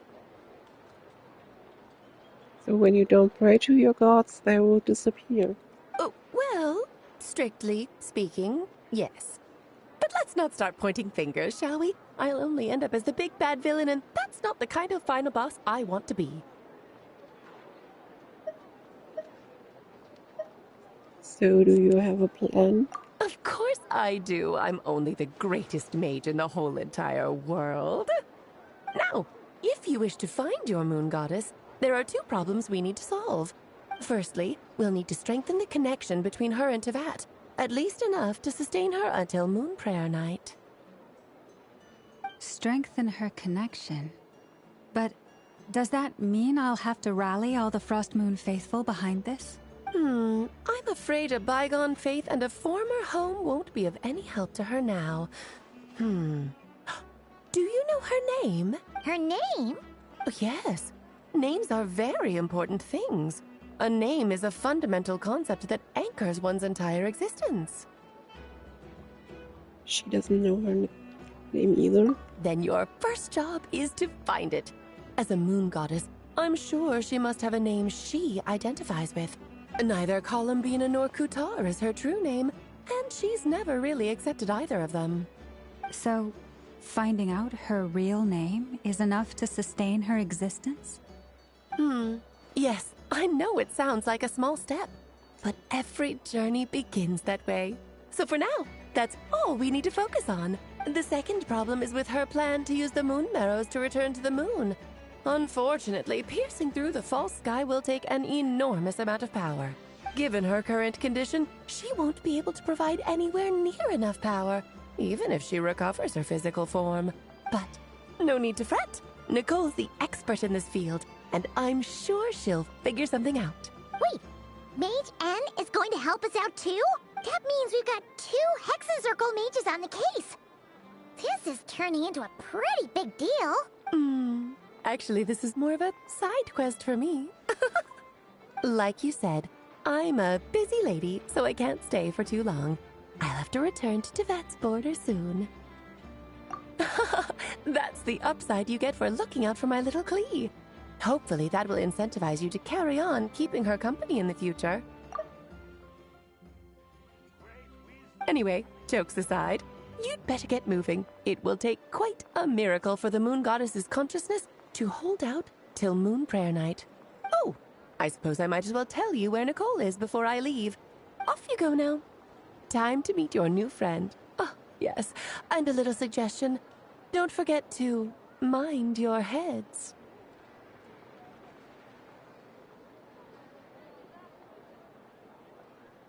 Okay. What? Is she chopping our heads off or something? I wonder how Durin's doing. I should really go see him before I head back. You really are super busy. I most certainly am. There's so many children I have to keep tabs on just in Mondstadt. Durin, Albedo, Venti, Varka. But not Klee. Klee didn't make the list, huh? Yeah. Of course not. Klee is my pride and joy. I have no qualms about her, because she's the best child in the whole wide world. Yeah. Klee's a little angel. I'm glad you agree. Well, all the best. See you when I see you.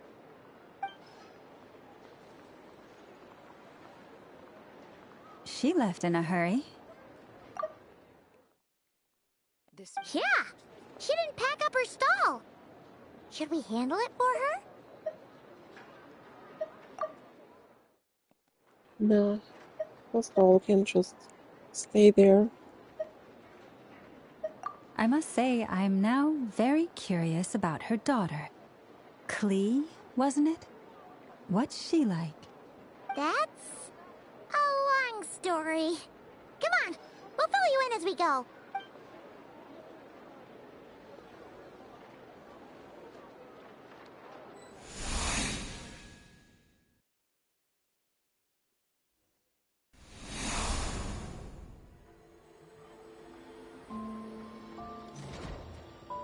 What a lively place.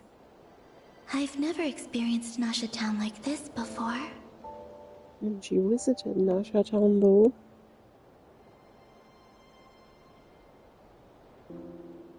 In a previous chapter. So she should have seen it like that. Hey, you old geezer! Your hammer's rusted through! Who are you calling old geezer? Are they quarreling? I'm looking right at him! You've really gone downhill since giving your daughter free rein in the workshop. Can you even swing a hammer anymore? It shouldn't take you days just to fix a single chair! So the blacksmith in this town is the daughter of this guy, it seems. You might as well use that hammer to massage my back for all the good it's doing. Don't run your mouth, or you'll get a back massage that'll put you in bed for the rest of your life. Look, the materials haven't arrived yet, all right? I'll bet you send all the materials to your little princess. Blood's always thicker than water, huh? All right, you've made your point, Uncle Koski. As soon as the materials arrive, fixing your chair will be the #1 priority. And Dad, if you've got time to chat, why don't you lend me a hand, See? Lolka knows what the score is. I guess they're friends. But the way they spoke to each other was so ugly. Then again, it wouldn't be the first time I've seen something like this. Columbina! Sing outside my door in the middle of the night one more time, and I'll unscrew your vocal cords. You hear me?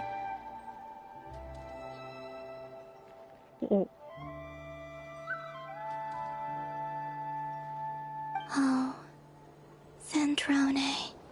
So that was her way of trying to be friends with me. What a pity. I won't get the chance to say any ugly things in reply.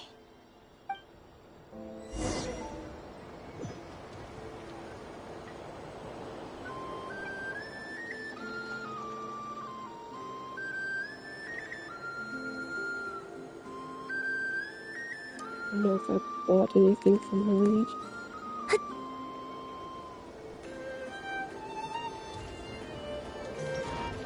Oh, and there's the blacksmith.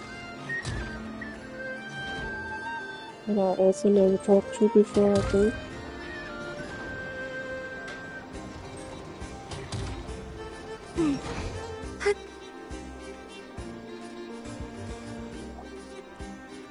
Hey, have you decided what to give her for Moon Prayer Night? I sure have. She's gonna get the surprise of her life when she's least expecting it. Then I'll whip out the ring and pop the question. The surprise of her life. What a fun turn of phrase. Cool, I get the picture. You can spare me the gushy details.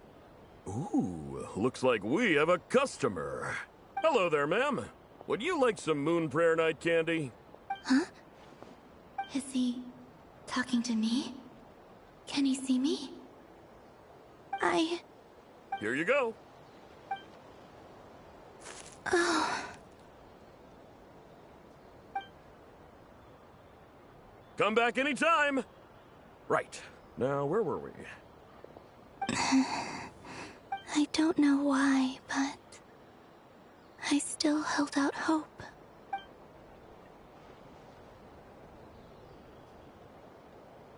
The most important thing right now is to find that mage.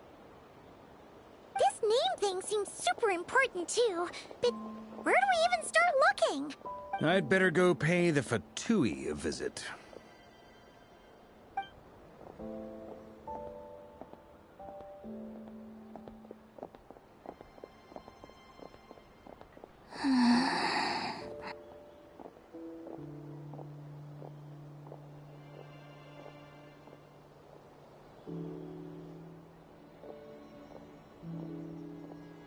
Columbina?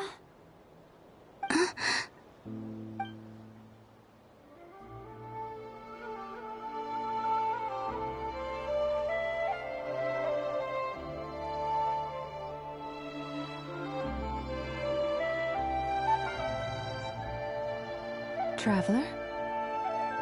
Let's go! This is no time to be spacing out!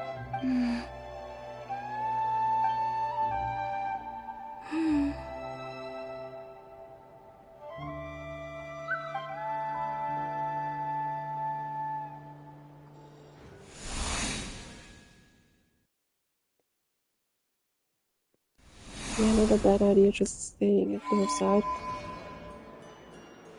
So next I'm supposed to visit the mage Nicole. Apparently she's there.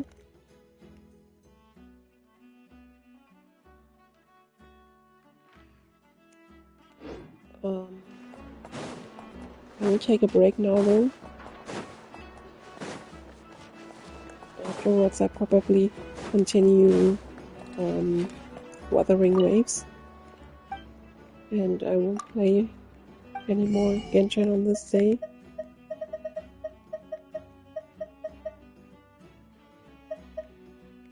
Sure, I'll buy this one.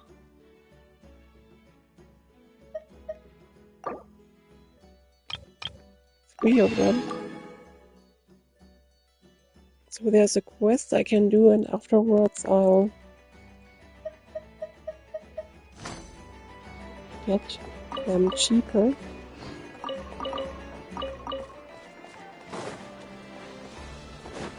I don't know how I would discount this, but probably won't matter anyway. Can I talk to her now? Ad Astra. Yeah, I can talk to her now. This land holds nothing but promise for adventurers from all walks of life. Wouldn't you agree? Rooms of work. You better get me some alpacas. Blacksmith is somewhere here too, I think.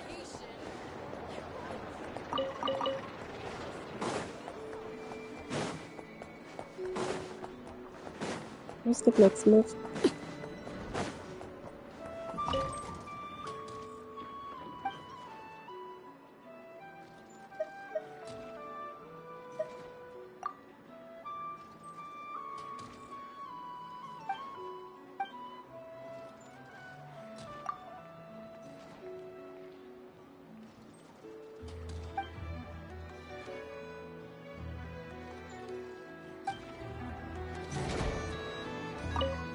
She's not swinging her hammer, she uses that machine instead, I think.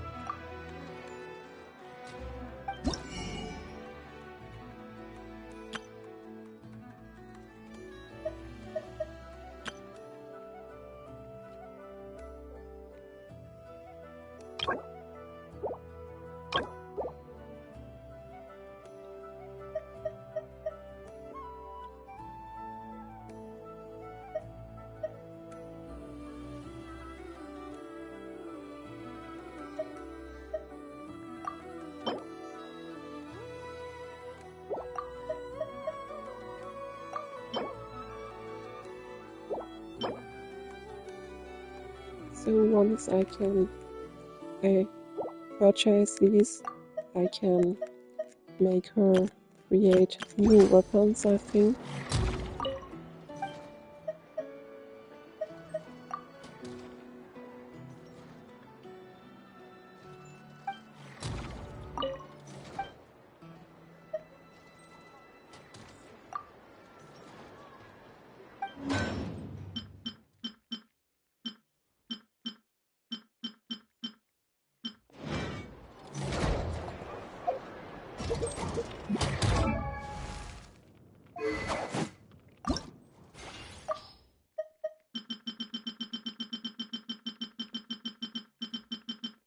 Not enough for even a single level.